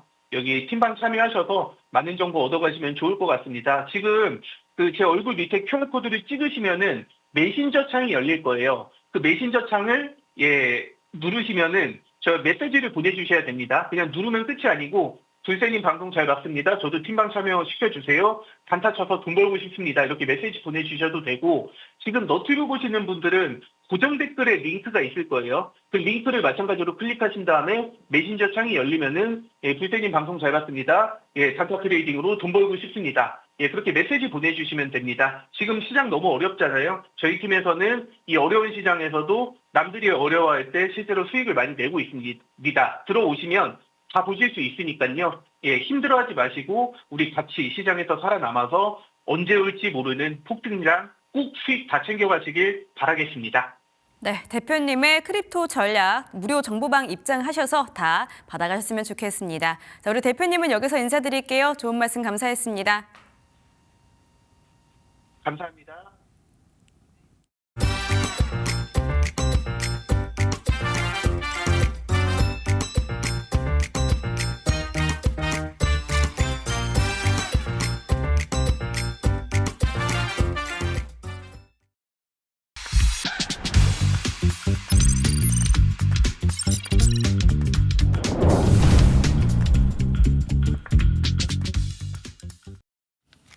네, 목요일 마감 준비해 보겠습니다. 오늘은 다냐쌤 나오셨습니다. 안녕하세요. 네, 안녕하십니까. 네, 쌤 오늘장 진단해 볼 텐데요. 코스피가 대단합니다. 오늘 장중에 5,500도 돌파, 사상 최고치를 또 한 번 써내려간 하루였습니다. 시장에 대해서 어떻게 바라보셨을까요?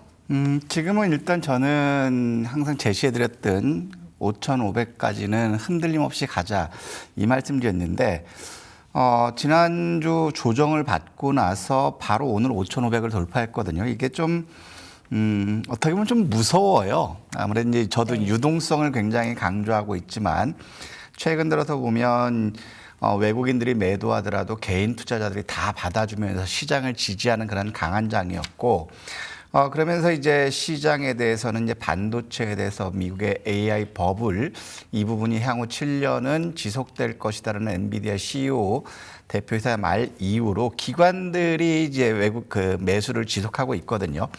그러면서 이제 지난주에도 말씀드렸던 부분이 어떤 걸 말씀드렸냐면 외국인들이 지난주까지 집중적으로 매도했던 부분이 약 39조 원이라고 말씀드렸었거든요. 지난 10월 20일부터 외국인들 매수를 보면 30조 원 이상 순매도를 보였다가 이제 오늘 외국인들 입장에서 보면 순매도 기조가 크게 감소되는 그러한 모습을 보여줬다라는 거예요. 최근 들어서 이제 외국인들은 매수에 나서고 있는데 이제 32조 원에서 말씀드렸을 때 외국인들 과매도다 이제 충분히 매도했기 때문에 더 매도할 것보다는 매수 전환해야 될 시점이다라고 말씀드렸는데 그 상황에서 지금 외국인들 같은 경우는 약 5조 원 이상을 순매수 나서고 있거든요. 그럼 무엇보다도 지금 현재 우리가 봐야 될 부분들은 금융투자가 시장의 주식형 수익증권으로 유동성이 유입되니까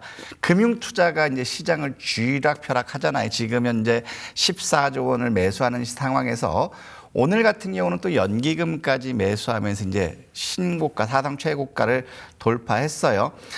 그러면서 제가 뭐라고 말씀드렸냐면은 이제 우리가 유동성이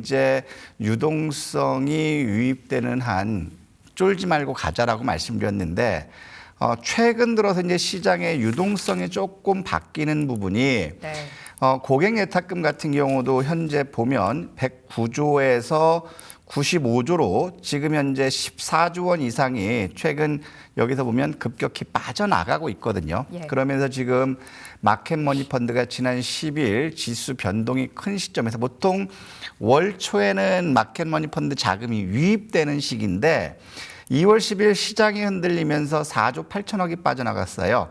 그래서 지금 현재 보면 고객 예탁금 같은 경우도 지난 10일 기준으로 해서 3조 3천억이 빠져나갔고 마켓머니 펀드 4조 8천억이 빠져나갔으면 지금 8조 1천억이 빠져나갔거든요. 근데 이제 여기서 보면 국내 주식형 수익증권 3,100억 들어왔기 때문에 어제부터 좀 달라진 부분들은 시장의 유동성이 조금 빠져나간다. 그래서 저는 유동성은 아직도 풍부한 그러한 상태지만 결국에는 일단 저는 5,500을 받기 때문에 여기서 이제 더 유동성이 나빠지지 않으면 더 갈 수는 있겠지만 여기서 이제 반도체들이 더 치고 올라갈 거냐. 어제 같은 경우는 삼성이 HBM4 이제 처음으로 납품업 시작할 거다라는 거 나왔고 오늘 같은 경우는 삼성이 HBM에 대해서는 이제 그 SK 하이닉스와 독점적인 시장을 갖는다 이런 얘기도 나오면서 이제 반도체 훈풍이 들었는데 일단 저는 솔직한 심정이 그래 이제 5,500은 이제 나는 모르겠다 이제 갈 때까지 한번 가보자라는 거고. 실질적으로 저는 이제 유동성이 빠져나왔기 때문에 오늘 상황에서는 어느 정도 이제 현금은 좀 많이 확보한 시점이에요. 왜냐하면 지금 가는 것보단 유동성이 빠져나갔을 때는 시장이 이제 숨고르긴 나올 수 있는 그러한 국면이기 때문에 일단은 기술적인 조정을 염두에 두고 저는 가보자. 대신에 내일 상황에서 연기금이라든가 금융투자라든가 외국인들이 매수, 삼성전자라든가 SK 하이닉스를 또 사면 지수는 가겠죠. 하지만 시장은 그렇게 실속은 없다. 오늘 같은 경우도 지수는 급등했는데 결국에 이제 상승 종목과 하락 종목이 비슷했던 상황에서 이제 시간이 지나면서 상승 종목이 소폭 늘어나고 있는 그런 상황이거든요. 그래서 당분간은 시장에서 이제 외국인들의 선물 동향, 선물에 따라서 시장이 크게 흔들리는 그런 모습들을 보여주기 때문에 일단 갈 때까지는 가보자. 하지만 우리가 지금 시점에서 일시적으로 이제 설 명절에 나오기 때문에 이제 명절 동안 불확실성 때문에 개인 투자자들은 매도 나서고 있거든요. 그렇기 때문에 이 불확실성을 회피하기 위해서는 어느 정도는 현금을 쥐고 가는 것이 좋지 않을까. 저는 이렇게 생각됩니다. 코스피가 진짜 가파르게 올랐습니다. 5,500을 오늘장에서 찍어냈는데 여전히 시장 안에는 풍부한 유동성이 풀려 있기 때문에 이 유동성의 힘을 믿고 일단은 갈 때까지 가보자 말씀 주셨는데 어느 정도의 현금 챙기기 또한 가능한 구간이라고 말씀을 주셨네요. 삼성전자가 오늘 확실히 시장을 끌어가고 있는데 지금 조금 전에 삼성전자 속보 나왔습니다. HBM4 관련해서 세계 최초로 양산 출하 소식을 속보 통해서 전했는데요. 그렇다 보니 지금 삼성전자 또 한 번 막 오름폭을 확대하면서 17만 8천 원까지 가 있거든요.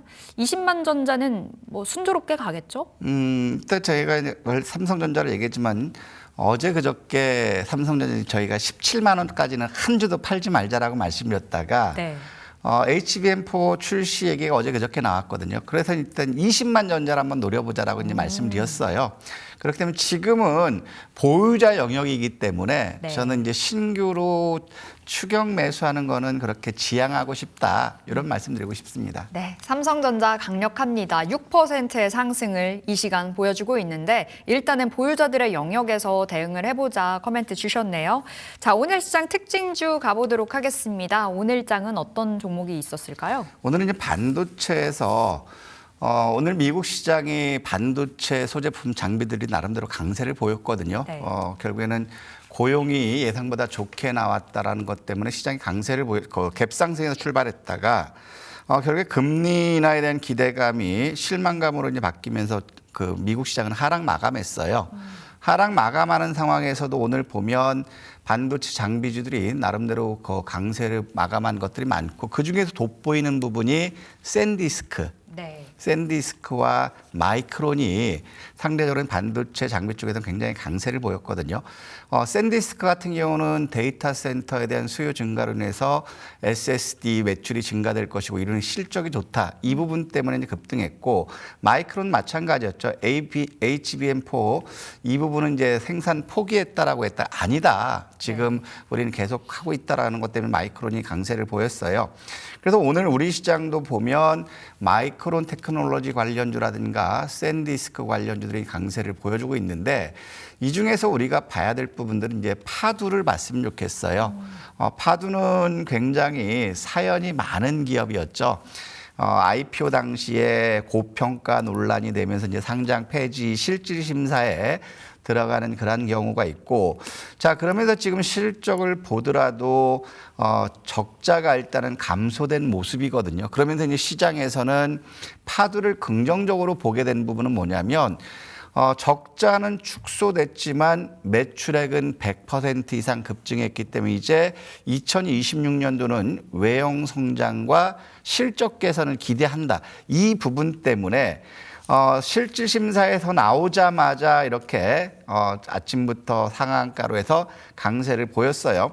그러면서 우리가 이제 파두를 봐야 되는 것들은 이제 외형 성장에 대한 기대감도 있지만 여기서 우리가 살펴봐야 될 부분들은 사모펀드라든가 투신 같은 기관들 매수가 집중되고 있기 때문에 시장에서 이제 주도 섹터로 이제 부각되고 있는 그러한 모습이고요.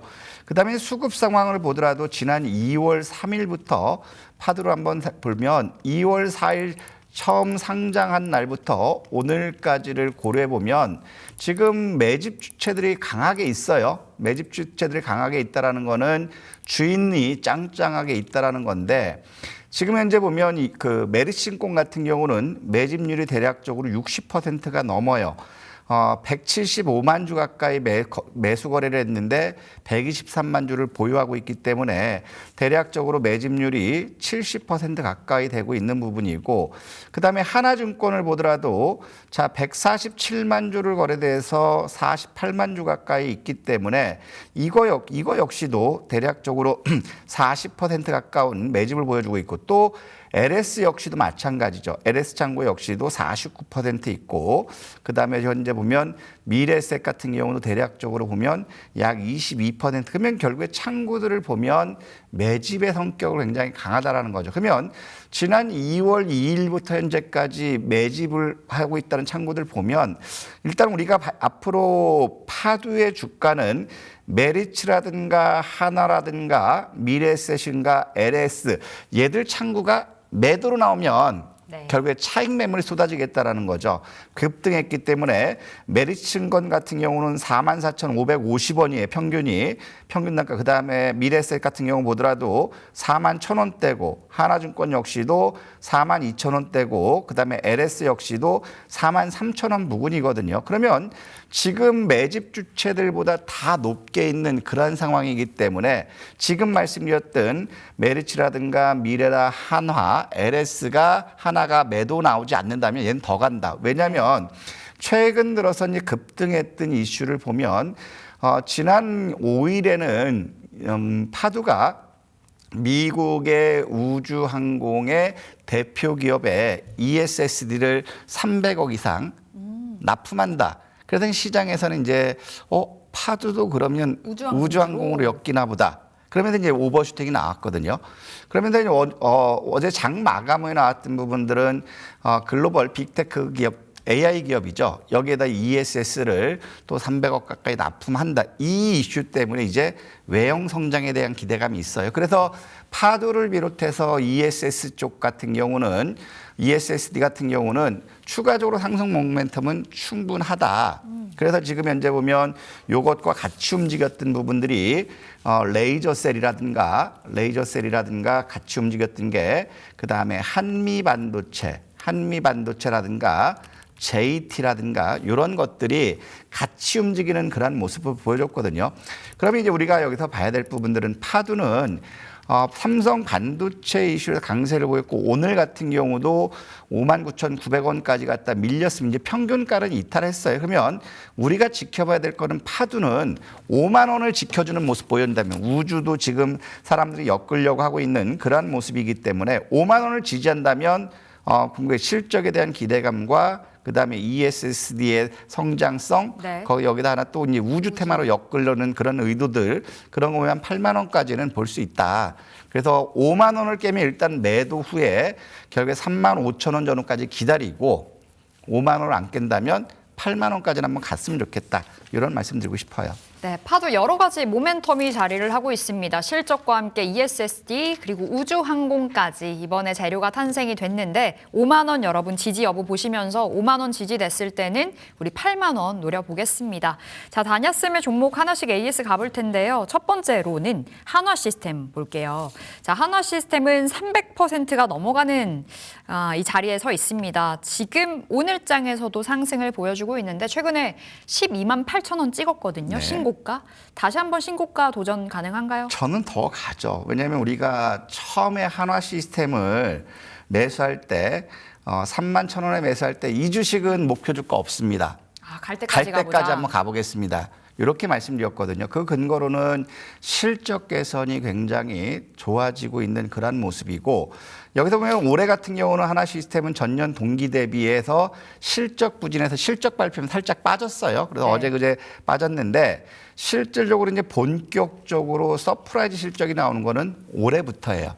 올해 같은 경우는 예상 영업이익이 3,100억으로 전년 동기 대비 한 250% 증가되고 그러면 이 실적이 계속적으로 나오고 있거든요. 그다음에 별도를 보면 마찬가지고 그다음에 이렇기 때문에 누가 사는지를 보면 최근 들어서 실적 부진 때문에 연기금이 매도에 나서고 있는 그런 모습 외국인들이 매도에 나서고 있지만 결국에는 금융투자가 이들 매도 물량을 어느 정도 소화시켜줘. 그러면 최근 들어서 금융투자가 매수하는 거는 결국에는 ETF 관련이고 또 여기서 잘 봐야 될 게 ETF 관련 삼성창구가 매수하면 삼성증권 자산운용이라든가 뭐 이런 쪽에서 지분 신고하면 더 움직이거든요. 네. 그래서 저는 연기금이라든가 외국인들 팔아서 지금 빠지고 있지만 우리가 봐야 될 부분들은 지금 말씀드렸던 것처럼 2026년도 올해는 사상 최고 실적을 기다리자라는 거고 그다음에 한화 시스템 역시도 최근 들어서 이제 방산에 대한 기대감들이 굉장히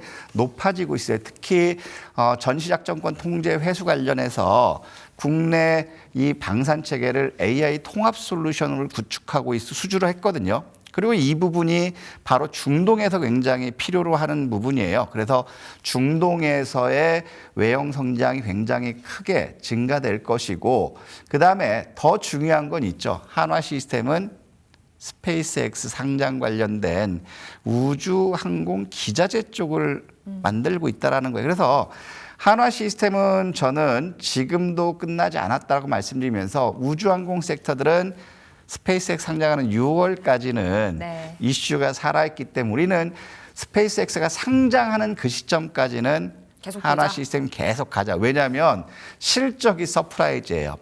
기관들과 외국인들 매도하는데 안 빠져요. 그러면 한화 시스템 역시도 마찬가지. 지금도 아무도 가지 않았던 길.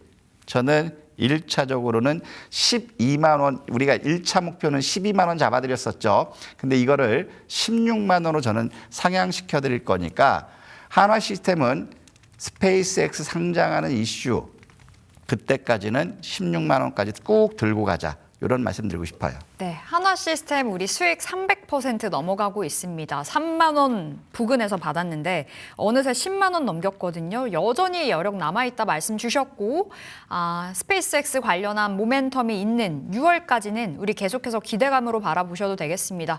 가보지 않은 길을 가보자라고 말씀 주셨는데 여러분 우리 다녀쌤 정보방 오셔서 한화 시스템에 대해서 추가적인 전략 챙겨가시면 되겠습니다.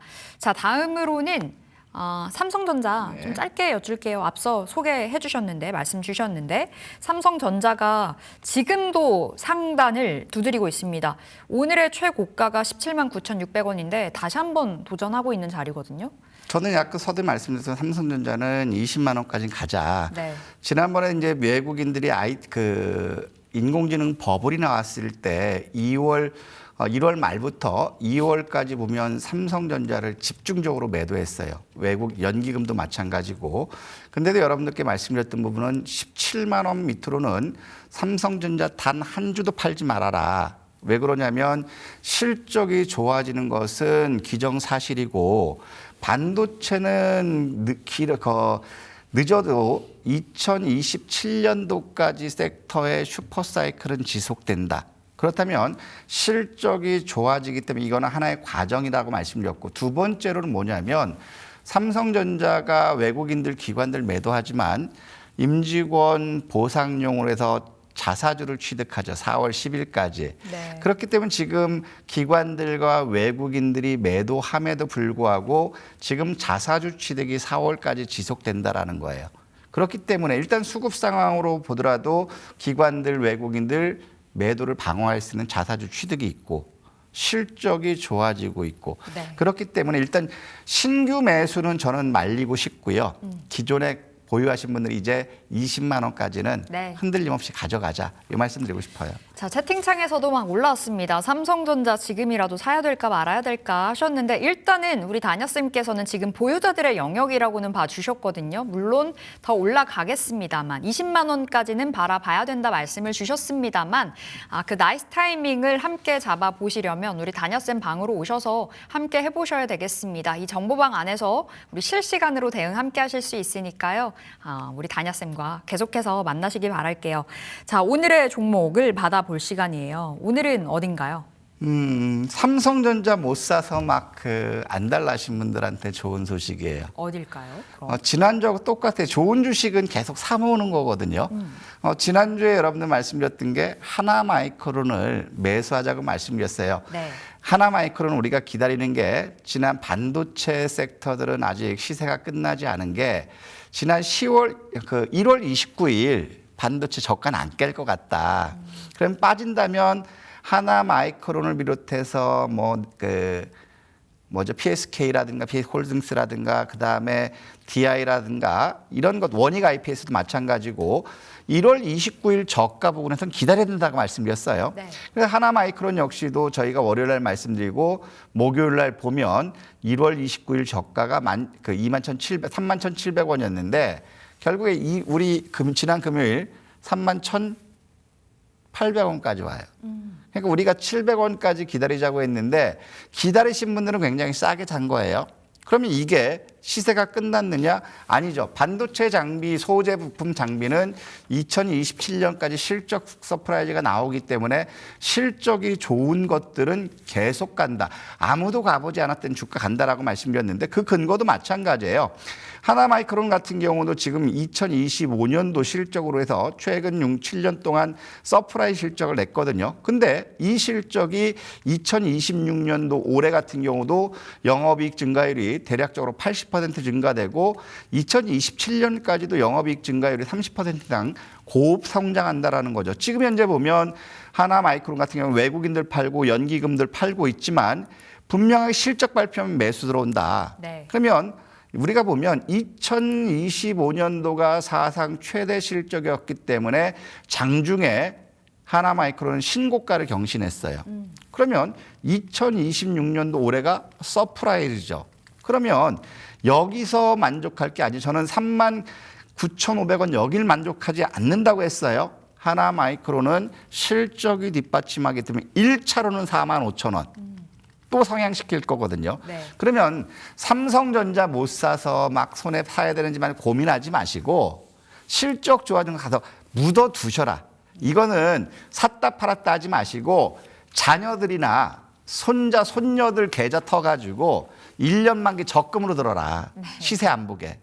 그러면 1차로는 45,000원을 받지만 저는 이거는 욕심내면 6만 원까지 들고 갈 거니까 이런 것들은 사 모으셔라. 삼성전자 놓치신 분들 사 모으셔라. 네. 한마디로 일일비할 필요가 없는 종목이다. 실적이 뒷받침되고 있기 때문에 모아가는 종목으로 여러분 오늘 안내드립니다. 하나마이크론 45,000원을 목표가로 손절가 31,000원으로 안내드리겠고 정보방으로 들어오셔서 오늘의 종목 좀 더 자세하게 이 친절한 전략들 챙겨가시면 되겠습니다. 이 QR 타고 들어오세요. 자, 우리 화면 통해서 정리하고 돌아오겠습니다.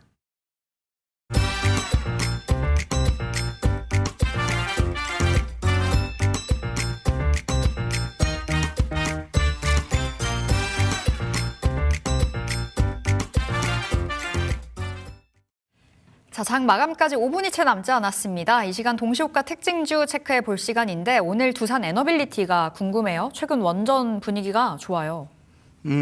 원전 분위기 좋은데 이제 두산 에너빌리티 같은 경우는 이제 실적이 이제 그 아쉬웠어요. 아쉬운 부분이었죠. 2025년도 같은 경우는 전년 동기 대비 거의 쇼크 수준이에요. 1조 원 넘었던 게 7,600원으로 나왔고.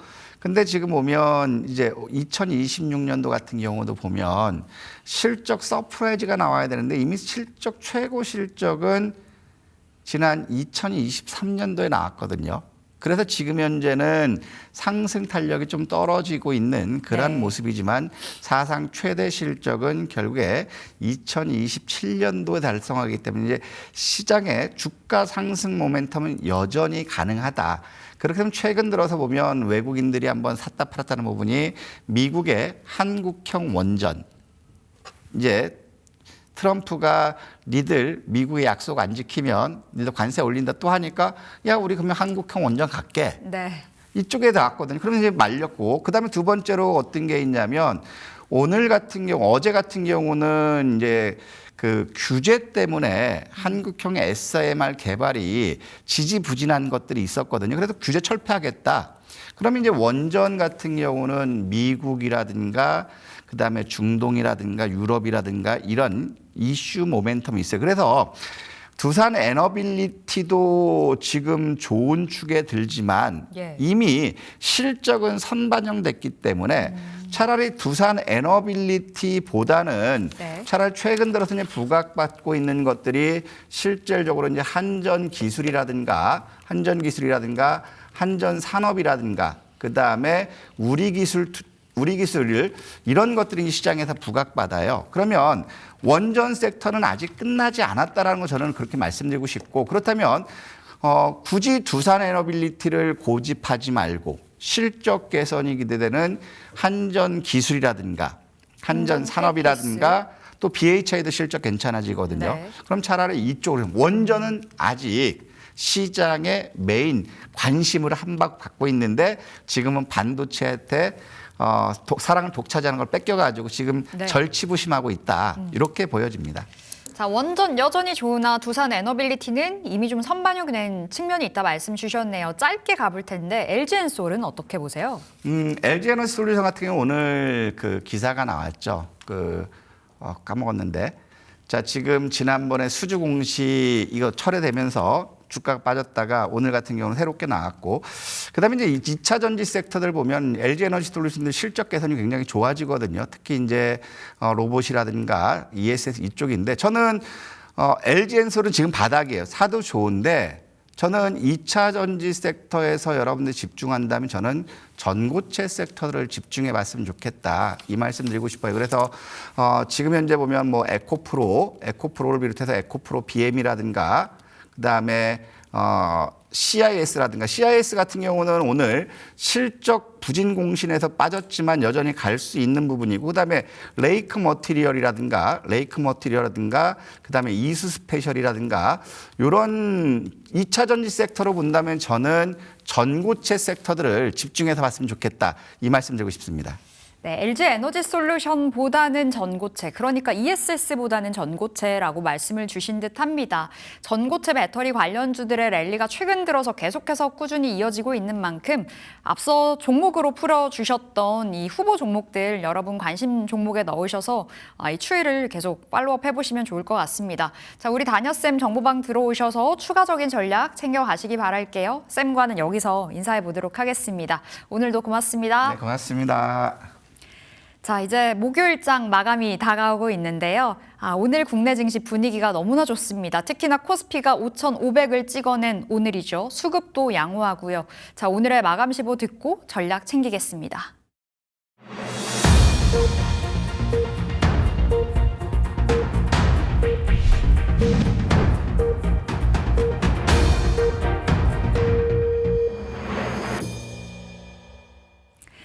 네, 목요일장 마감됐습니다. 오늘의 마감지수 챙겨보겠습니다. 오늘 갭상승 출발했던 코스피가 상승 랠리를 이어갔습니다. 나흘 연속의 상승을 보였죠.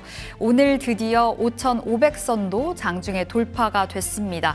자, 오늘의 마감지수 들어오는데요. 마감지수 통해서 또 앞으로의 전략들 챙겨보도록 하겠습니다. 자, 오늘 양대지수 상승 마감했습니다. 코스피는 5,510포인트, 오늘 오전 11시에 5,515포인트까지도 상승폭을 확대하면서 3%의 강세를 보이기도 했습니다. 코스닥은 0.7%의 상승으로 1,122포인트까지 오늘 올라와 준 채 마감이 됐습니다. 수급 동향 보실까요? 오늘 원달러 환율도 우호적이었습니다. 환율의 안정에 따라서 외국인들의 자금 유입이 들어왔는데요. 특히나 유가증권 시장 보시는 것처럼 무려 외국인들의 2조 원의 순매수가 잡혔습니다. 기관 투자자들도 2조 원 가까이 순매수, 도합 한 4조 원가량의 매수세가 유입이 됐어요. 그리고 개인들의 팔자는 오늘장에서도 이어졌습니다. 이번 주 들어와서 외국인들의 사자, 개인들의 팔자, 이 스탠스가 제대로 바뀌었습니다. 그렇다 보니 이 투자자 예탁금은 100조 원을 밑돌고는 있습니다만 강력한 외국인들의 순매수, 특히나 반도체를 중심으로 이 수급이 들어와 줬었기 때문에 시장의 강력한 상승이 또 이어지기도 했었죠. 코스닥 안에서는 메이저 주체들의 팔자가 아쉬웠습니다. 유가증권 시장과는 대조적인 분위기가 이루어졌고요. 외국인과 기관의 동반 팔자, 기관이 장 막판에 매수로 전환에 성공을 해줬네요.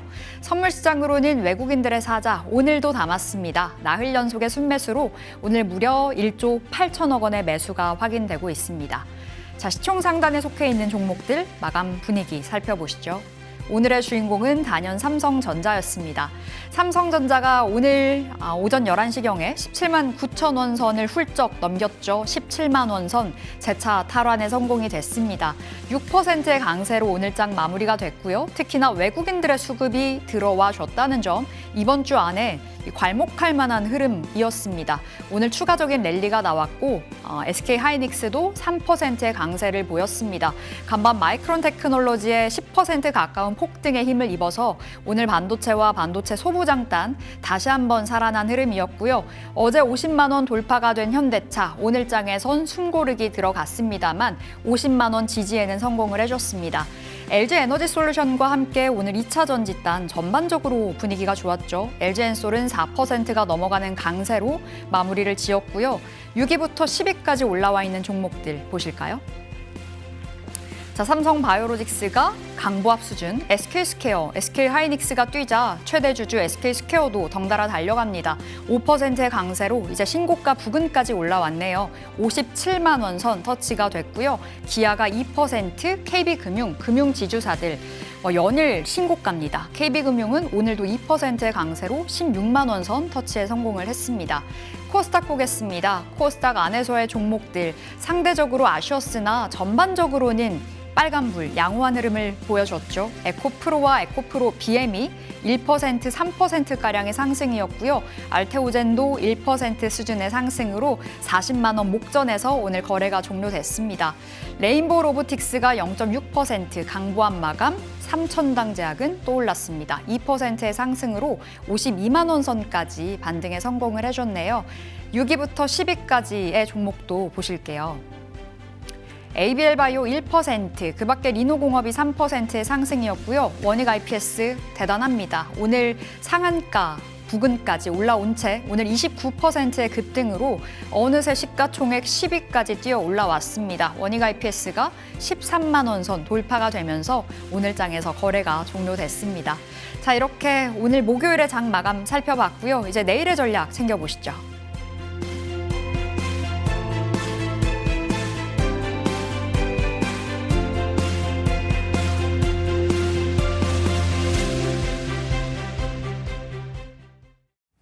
네, 내일 시장의 잠재 유망주를 발굴해보는 내일장 리서치 시간입니다. 지금 이 시간에는 김정현 전문가님과 함께 보겠습니다. 전문가님 안녕하세요.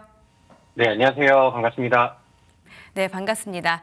자, 코스피는 사상 처음으로 5,500선을 터치했습니다. 코스닥도 점점 더 상승폭 키우면서 상승 마감을 해줬는데요. 오늘 시장 어떻게 보고 계셨을까요? 네, 오늘 너무 좋은 날이었던 것 같습니다. 우리 지난주에는 우리 앵커님이랑 주식 포차 방송 안에서 또 시장 얘기도 하고 특히나 이제 삼성전자를 좀 많이 얘기를 했었는데 오늘 삼성전자가 견인하는 코스피의 신고가 흐름이 또 다시 나와줬죠. 그래서 다시 한번 또 신호탄이 좀 되었다라는 생각이 들어서 저는 빠르면은 내일 아니면 늦어도 명절 이후에 우리 증시의 분위기, 그다음에 우리 개인 투자자분들이 또 가져갈 수 있을 만한 수익 종목들의 움직임들이 더 거칠게 많이 나와줄 수 있을 거라는 생각이 기존에도 가지고 있었지만 오늘은 보다 좀 확신이 들었다라는 생각이 좀 듭니다. 어제는 우리 시장에 대한 멘트를 드릴 때 제가 수급을 개선한 우리 국내 증시 반등을 준비한다라고 이제 표현을 했고요. 그다음에 오늘은 신고가에 또 이제 들어왔다. 라고 제가 이제 말씀을 좀 드릴 수 있을 것 같습니다. 오늘 삼성전자도 확실히 좋았고요. 그러니까 요즘에 마이크론이 미증시 안에서는 약간 좀 시끌시끌했죠. 그리고 어제는 미증시에서 이제 급등이 나왔습니다. 약간 좀 아이러니하긴 한데 요즘에 마이크론이 흔들렸었던 이유가 삼성전자랑 그다음에 SK하이닉스한테 HBM4 양산 부분에서는 좀 이미 주도권을 빼앗겼다라는 얘기들이 있었고 어제 저녁에서는 이제 마이크론의 내부 관계자들이 그렇지 않다라고 이제 발표를 하면서 마이크론이 또 급등하고 필라델피아 반도체 지수가 또 올라갔죠. 어떻게 보면은 서로 경쟁을 하는 구도이긴 하지만은 주식시장 안에서는 그래도 마이크론이 견고하게 같이 올라가는 게 좀 메모리 반도체 시장 안에서도 좀 상징적인 의미로 같이 이제 동행하는 그림이 좀 더 좀 안정적으로 나오는 것 같습니다. 아무튼 지금 메모리 반도체 시장 안에서의 전망은 확실히 좋고요. 그 다음에 이제 그런 부분들이 오늘 삼성전자가 코스피를 신고가로 이어가게 하는 그런 모습이 되지 않았나 이렇게 이제 보여집니다. 다만 좀 아쉬웠던 부분이라고 한다면은 코스닥 지수가 우리 2월 달에 급락과 폭락이 여러 번 나오고 아직까지는 전고점까지 분위기를 끌어올리지는 못했어요. 그리고 이제 그 부분들을 좀 기다리고 있는 그런 상황인데 오늘 마지막에 돌려놨었던 소폭 양봉의 움직임이라던가 결국에 이제 과거의 모든 시장의 분위기를 본다라고 하면은 코스닥은 결국에는 코스피의 키 맞추기를 따라가는 경우들이 많습니다. 지금 코스닥은 3,000포인트 이제 바라보는 정부의 또 정책적인 이슈와 기대감들, 그다음에 우리 증시 안에서는 지금 예탁금이라던가 유동성이 충분히 많이 들어와 있는 그런 상황이기 때문에 분위기가 한번 잡히면은 코스닥이 올라가는 속도도 저는 충분히 강력하고 빠를 거다라고 예상을 합니다. 그리고 이제 코스피의 분위기를 이제 따라가게 되면서 다시 한번 코스닥도 신고가의 흐름으로 갈 가능성이 뭐 충분히 높다라고 보고요. 저는 뭐 빠르면 내일, 그 다음에 뭐 늦어도 다음 뭐 설 연휴가 지나고 확실히 시장의 분위기가 개선됐다라는 확신이 들면은 또 개인 투자자들 위주의 또 강한 매수세도 빠르게 유입이 되지 않을까 이렇게 이제 생각을 합니다. 그래서 일단은 지난 1월 달에 코스닥이 너무 빠른 상승을 보여줬었던 적이 있었죠. 그 당시에 이제 3,000포인트 정책적인 이슈가 들어오면서 거기에 또 힘이 실리는 그런 모습이었는데 그 당시의 흐름들을 보면은 뭐 코스닥 시가총액 상위 종목들 혹은 적어도 이제 코스닥 150 안에 들어와 있는 종목들한테 매수 수급들이 빠르게 들어오면서 단기간 상승 흐름들을 좀 보여줬었죠. 지금 이제 코스피는 신고가로 가면서 이제 올라가고 있는 그런 상황이고 그 다음에 후속 흐름들은 코스닥의 키 맞추기가 나올 것 같은데 과거의 정책적인 이슈들과 분위기들이 같이 또 다시 이어진다라고 하면은 코스닥 안에서도 대형주들이 먼저 움직일 가능성이 저는 충분히 좀 높다라고 생각을 합니다. 그래서 뭐 시총 상위권에 있는 종목들도 한번 눈여겨 보시고요. 그 다음에 이제 뭐 적어도 코스닥 150 안에 들어와 있는 그래도 이제 너무 소형주들보다는 뭐 중대형주들 위주로 먼저 좀 주목을 해보시면 우리가 이제 또 오늘 이후에 또 좋은 성과들이 또 나와주지 않을까 이렇게 기대를 할 수 있을 것 같습니다. 네, 설 연휴 직전인데 분위기가 참 좋습니다. 내일도 이러한 장세가 이어졌으면 좋겠고요. 자, 그러면 오늘 시장 마감 특징주 어느 쪽으로 보셨을까요? 네, 오늘은 뭐 이미 답이 정해져 있는 날인 것 같습니다. 삼성전자가 신고가를 쓰고 그다음에 삼성전자가 요즘에는 뭐 변동성이 거의 뭐 중소형주들 움직이는 것보다 더 과감하게 나올 때도 좀 많은 그런 시기인 것 같습니다. 삼성전자가 오늘 이제 18만 전자까지는 넘질 못했는데 거의 뭐 18만 전자를 좀 코앞에 두고 있는 그런 상황이죠. 얼마 전에 우리 그 모건 스탠리 쪽에서 삼성전자의 그 목표가를 상향을 했습니다. 21만 원까지 목표가를 상향을 하는 움직임이 나왔었고 이 메모리 반도체 시장 안에서 어떤 일들이 있냐면은 그러니까 메모리 사이클이 뭐 지금 뭐 이미 뭐 진입이 돼서 진행이 되고 있는 그런 상황이죠. 그러니까 많은 그 컨센서스 안에서도 메모리 가격이 지금 수요와 그다음에 이제 공급 이런 부분들을 비교를 해봤었을 때 가격은 어느 정도 계속 올라갈 것이다. 이 정도를 이제 예측을 했는데 막상 시간이 지나고 그다음에 막 수요와 그다음에 공급이 움직이는 추이들을 보니까 기존에 우리가 평가를 했던 것보다 훨씬 더 가격이 더 빠르게 올라가고 앞으로 올라갈 가능성이 더 높아진다. 이렇게 이제 해석을 하고 있어요. 그러다 보니까 이 메모리 반도체 기업들한테 주가를 또 이제 목표 주가를 또 상향하기도 하고 지난번에는 삼성전자에 이런 이슈들이 있었는데 이번에는 마이크론의 목표 주가를 350달러에서 450달러까지 상향했다라는 그런 이슈들이 있었죠. 그래서 지금은 뭐 디램 쪽 안에서도 뭐 전반적인 움직임들, 뭐 PC용 디램이라던가 아니면 뭐 서버용 디램 아니면은 이제 뭐 HBM 쪽에서도 그렇고 뭐 낸드 쪽도 그렇고 모든 그 메모리 반도체 가격이 균등하게 다 이제 상승을 하고 있는 그런 상황입니다. 그래서 앞으로 이제 들어올 수 있을 만한 모멘텀들은 충분히 좀 많이 남았다라는 생각이 들고요. 그다음에 이제는 1분기 실적들을 또 기대하는 그런 구간으로 갈 수 있기 때문에 뭐 충분히 또 좋은 반응들이 이어지지 않을까 이렇게 생각을 합니다. 제가 우리 딜사이트 방송을 통해서도 삼성전자가 이제 6만 원일 때부터 지속적인 성장을 또 이제 주장을 해왔었고 10만 전자를 넘겨갔었을 때는 그 당시에 이제 추이와 내용들을 보면서 15만 전자까지 또 목표가를 상향을 했었고 그다음에 15만 전자가 가까워졌을 때는 우리는 20만 전자까지도 지금 추이와 우리 증시의 또 분위기, 유동성 장세 이런 것들을 봤었을 때 충분히 가능하다라고 좀 주장을 하고 있는 상황인데 어느덧 그랬던 삼성전자가 이제 뭐 18만 원까지 또 이제 근접을 하고 있는 그런 상황입니다. 저희 목표가는 여전히 20만 원 돌파까지 가능하다라는 의견을 다시 한번 더 드리도록 하겠고요. 뭐 이제 앞서서 이제 시장에 대한 얘기를 했었을 때는 지금 코스피에서도 신고가 행진들이 나왔기 때문에 코스닥 시장 안으로의 이제 자금 유입들, 그 다음에 이제 키 맞추기가 나올 것이다 이렇게 말씀을 드렸고요. 삼성전자가 오늘 또 신고가의 흐름을 보여줬기 때문에 하이닉스도 이제 신고가 따라가고 그렇게 되고 이제 코스닥에 돈이 들어온다라고 하면은 중소형 반도체 종목들의 이제 새로운 또 반응들도 우리가 좀 기대해 볼 타이밍이 가까워졌다 이렇게 해석을 좀 해보도록 하겠습니다. 네, 오늘 코스피 시장을 이끌었던 건 단연 삼성전자였습니다. 갖고 계신 분들 20만 원까지 계속해서 홀딩해 보셔도 좋을 것 같습니다. 자, 오늘 반도체 안에서 삼성전자 말고 한미 반도체도 특히 오전장에 굉장히 분위기가 좋았는데요. 오전장에 15%까지 상승을 하면서 지금 추천하고 나서 75%의 수익률 보고 있습니다. 한미 반도체의 목표가 추가적으로 수정 가능할까요? 네, 뭐 한미 반도체는 제가 우리 TV 방송 딜사이트 채널에서 가장 많이 또 추천도 드리고 가장 많이 언급을 드리는 그런 반도체 종목 중에 하나라고 저는 생각을 합니다. 그동안에 뭐 추천도 한 3-4번 드렸었고, 그다음에 뭐 목표가 상향도 많이 했었고, 뭐 다시 이제 눌림들이 나왔었을 때는 뭐 재추천도 했었고, 그만큼 한미 반도체가 가지고 있는 그런 가능성들이 저는 뭐 아직까지도 좀 많이 열려 있다라고 생각을 합니다. 다만 이제 오늘 한미 반도체가 유독 다른 종목들보다 잘 갔죠. 그리고 이제 제가 최근에 제시드렸었던 CMTX라는 종목도 오늘 다시 한번 또 급등이 나오면서 또 좋은 수익으로 좀 이어지는 이런 결과가 나왔는데, 오늘 잘 갔었던 종목의 이제 특징, 그 다음에 이제 공통점들이 뭐냐고 한다면은, 마이크론이랑 이제 파트너 관계를 좀 잘 갖고 있는 기업들이 오늘은 이제 유독 힘을 더 많이 쓰지 않았나라는 생각이 듭니다. 이제 지난 그 마이크론의 분위기가 뭐 지지난 밤과 그다음에 지난 밤의 분위기가 많이 좀 바뀌었죠. 마이크론이 이제 지난밤에 한 9% 급등하고 반등하고 이제 뭐 증권가 안에서도 좋은 얘기가 나왔고, 그다음에 HBM4 분야 안에서도 뒤처지지 않았다라고 이제 발표를 하면서 이제 아무래도 이제 그 마이크론이랑 연결고리를 가지고 있었던 반도체 종목들이 최근에 막 조정도 나왔었고, 한미 반도체 같은 경우는 뭐 시장의 여파도 있었겠지만 최근에 또 눌림이 조금 더 세게 나오기도 했었거든요.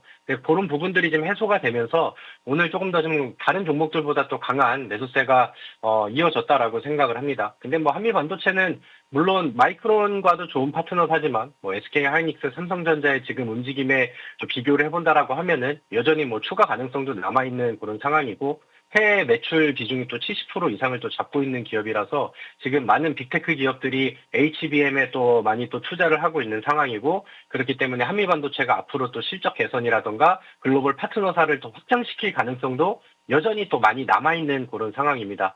한미 반도체를 비교할 때는 저는 삼성전자랑 SK 하이닉스가 신고가를 쓰면서 계속 올라가는 추이들이 나오고 신고가를 쓴 지가 꽤 오래됐죠. 그래서 그런 그림들을 충분히 한미 반도체는 따라갈 수 있을 거라고 저는 생각을 해요. 그리고 이제 HBM 메모리 반도체 시장 안에서는 또 압도적으로 이제 우리나라 기업 안에서는 또 많은 뭐 점유율이라던가 아니면 뭐 실적의 성과치들 그런 것들을 좀 많이 좋은 내용으로 가지고 있기 때문에, 그래서 저는 이제 중간중간에 AS를 할 때마다 그래도 이제 수익률이 3자리가 나올 때까지는 충분히 이제 좀 도전을 해볼 만하다라고 말씀을 드렸고요.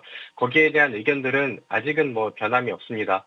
다만 이제 한미 반도체가 이게 그 NXT 거래가 나오면서 이제 막 아침장에 막 상한가가 걸려 있고 막 이런 그림들이 나와서 차트가 이제 뭐 실질적으로 가져갈 수 있는 수익률 대비해서는 조금 좀 그 왜곡이 되어 있는 그림들이 있는데, 뭐 그럼에도 불구하고 오늘은 뭐 이제 뭐 KRX 시장 안에서도 오늘 지금 현재가보다도 높은 또 고점을 뚫기도 했었고, 그다음에 정고점을 돌파하는 모습은 확실히 저는 인상적이었다라고 생각을 합니다.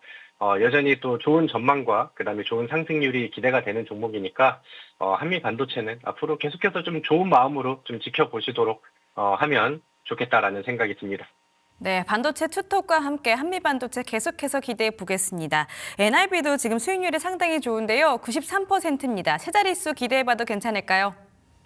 네, 뭐 지금은 충분히 기대할 수 있는 그런 상황이 됐습니다. 뭐 솔직히 말씀드리면 NIB가 이렇게까지 잘 갈 종목이었나라는 생각이 들기도 하는데, 뭐 지금 뭐 확실히 임팩트가 있죠. 그 당시에 제가 NIB라는 종목을 우리 정보방에 그다음에 히든 종목으로 제시를 드리면서 시장 안에서 우리가 이제 막 시장이 흔들리기도 했었고 11월 달에는 증시가 좀 좋지가 않았잖아요. 그러면서 이제 기업의 내실이 좋고 그다음에 앞으로 이제 우크라이나 재건 이슈가 부각이 된다라고 한다면은 거기 안에서 알게 모르게 또 이제 급등이 잘 나올 수 있는 종목이다 이렇게 소개를 해드렸습니다. 근데 그 당시에 봤었을 때도 그러니까 기업의 좀 내실이 좋았어요. 실적에 대한 뭐 앞으로 추가 성장성 이런 가능성들도 이제 충분히 좋았었던 거고, 그다음에 이제 시장에서는 많이 노출이 되지 않았기 때문에 그리고 신규 상장주라는 그런 이제 메리트가 또 변동성을 더 키워갈 수 있다라는 뭐 그런 메리트들이 지금 시장에서는 계속해서 좀 부각이 되고 있는 것 같습니다. 오늘 전진건설 로봇이라던가 SG라던가 뭐 시장 안에서는 뭐 어제 오늘 우크라이나 재건 관련된 종목들이 힘을 잘 쓰기도 했었죠. 근데 이제 NRB는 이제 그 건축의 모듈러 전문 업체입니다. 그래서 어떻게 보면은 우크라이나 재건 이슈랑 가장 잘 맞아 떨어지는 뭐 이제 그런 종목이 되기도 하죠. 그래서 그런 종목이 실적도 굉장히 좀 빠르게 올라가고 있는 상황이고, 그 다음에 이제는 전고점과 신고가를 쓰면서 올라갔기 때문에 위에 덮어놓는 뚜껑이 없다라는 게 어떻게 보면 가장 좋은 좀 메리트가 되지 않나 이렇게 이제 생각을 합니다. 그래서 그런 부분들이 지금 뭐 주가에 잘 반영이 됐고요. 목표가는 뭐 충분히 또 달성이 됐으니까 뭐 세 자리 수익률에 또 만들어진다라고 하면은 그때 다시 한번 또 AS를 한번 또 하러 또 끄집어 보도록 하겠습니다. NRB 100% 이상의 수익률 기대해 보겠습니다. 카카오페이도 여쭤보고 싶은데요. 카카오페이 이제부터 좀 반등이 나오고 있는 것 같습니다. 이 종목은 어떻게 하는 게 좋을까요?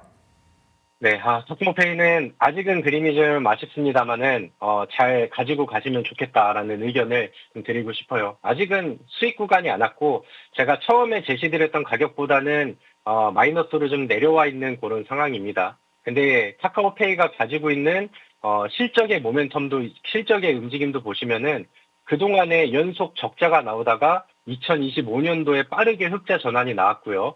2026년도에는 영업이익을 2배 이상으로 기대하는 뭐 예상치들이, 전망치들이 나오고 있습니다. 이게 물론 뭐 정확하게 맞아떨어지진 않겠지만은 시장 안에서는, 컨센서스 안에서는 이미 올해 만들어놓는 그 흑자폭을 대폭 확대할 수 있다라고 이제 기대를 좀 하고 있는 부분이죠. 근데 이 종목의 월봉상 차트를 보시면은 주가는 여전히 바닥입니다. 일단은 최근에 반응을 보인 게 코스닥 부양책의 그 내용으로 정부에서는 디지털 자산을 이용을 해서 이제 코스닥을 좀 부양을 시키겠다라고 얘기를 했죠. 그래서 그런 부분들이 단발적으로는 이슈화가 됐고, 그다음에 이제 바닥권에서 낮은 가격이고, 그다음에 이제 뭐 충분히 가치는 올라가고 있는데 정부의 정책적인 이슈가 더해진다라고 하면은 저는 카카오페이도 시간이 지나면은 앞서서 리뷰해드렸던 고수익 종목들처럼 충분히 주가가 많이 올라갈 것 같다라는 생각이 듭니다. 그래서 잘 가지고 계셨으면 좋겠다라는 의견을 다시 한번 또 강조를 드려보도록 하겠습니다. 네, 카카오페이도 잘 들고 가셨으면 좋겠습니다. 자, 그럼 내일장 리서치 탈픽은 어느 쪽일까요? 네, 오늘 제가 종목을 좀 새로 준비를 했는데, 저는 이제 코스닥의 랠리들을 우리가 시장에서 준비를 할 필요가 있다라고 생각을 해요. 그래서 뭐 힌트라고 하면은 좀 그렇지만은 설 명절 이후에는 우리가 코스닥에서 잘 갈 수 있는 종목들을 준비를 하자. 앞서서 시장에서 말씀드렸던 것처럼 지금 코스피는 신고가를 썼고, 그 다음에 이제 코스닥이 이제 속도를 좀 붙일 차례가 저는 타이밍이 좀 왔다라는 생각이 듭니다. 그럼 이제 우리가 코스닥 지수가 올라갔었을 때, 그 다음에 올라가는 그림들이 나왔었을 때, 과연 시장 안에서는 어떤 종목들이 먼저 반응을 할까, 이런 것들을 보면은 아무래도 이제 주도 업종인 2차 전지 쪽이라던가 아니면 이제 코스닥 시총 상위 제약주들이라던가 이런 쪽으로 이제 돈이 먼저 들어올 거거든요. 그래서 그런 부분들을 잘 이용을 하시면 되는데, 그 중에서 저는 2차 전지 종목들은 우리가 꼭 좀 눈여겨볼 필요가 있다라는 생각이 듭니다. 지금 배터리 시장 안에서의 전망이 굉장히 빠르게 좀 올라가고 있어요. 그리고 오늘 제가 준비한 종목은 2차 전지 배터리 안에서 많은 기업들이 있지만 실적 개선이 가장 빠르게 나오고 있는 기업입니다. 지금 배터리 시장 안에서는 과거에는 전기차 캐즘 뭐 이런 내용들이 있었지만 이제는 ESS 시장이 빠르게 성장을 하면서 지금 새로운 먹거리를 찾았고 실질적으로 매출에 반영이 되는 기업들이 많이 나옵니다. 그래서 배터리 기업들이 컨센서스의 예상치를 막 뛰어넘는 뭐 실적을 보여주기도 하고 그런 게 부각이 되면서 또 급등이 되기도 하죠. 그래서 앞으로 이제 펀더멘털적으로도 좋은 지금 먹거리를 잡아놓고 있는 상황인데, 여기에 이제 로봇 배터리라는 그 새로운 또 모멘텀을 달고 반응을 하는 종목들은 앞으로 이제 속도가 좀 더 빠를 것 같다. 인터배터리 행사를 또 앞두고 있는 시점 안에서 다음에 또 이제 명절 이후에는 배터리의 랠리를 또 기대하면 좋지 않을까. 가장 잘 갈 수 있는, 가장 먼저 갈 수 있는 종목을 오늘 히든주로 준비를 했으니까요. 지금 차트의 눌림 구간 보시고 같이 들어오시고 정보방에 입장하셔서 좋은 종목들 같이 준비를 해보시면 좋을 것 같습니다. 네, 이번 히든 종목은 배터리 쪽입니다. 궁금하신 분들 정보방 입장하셔서 확인해 주셨으면 좋겠습니다. 우리 김정현 전문가님은 여기서 인사드릴게요. 좋은 말씀 감사했습니다. 네, 감사합니다.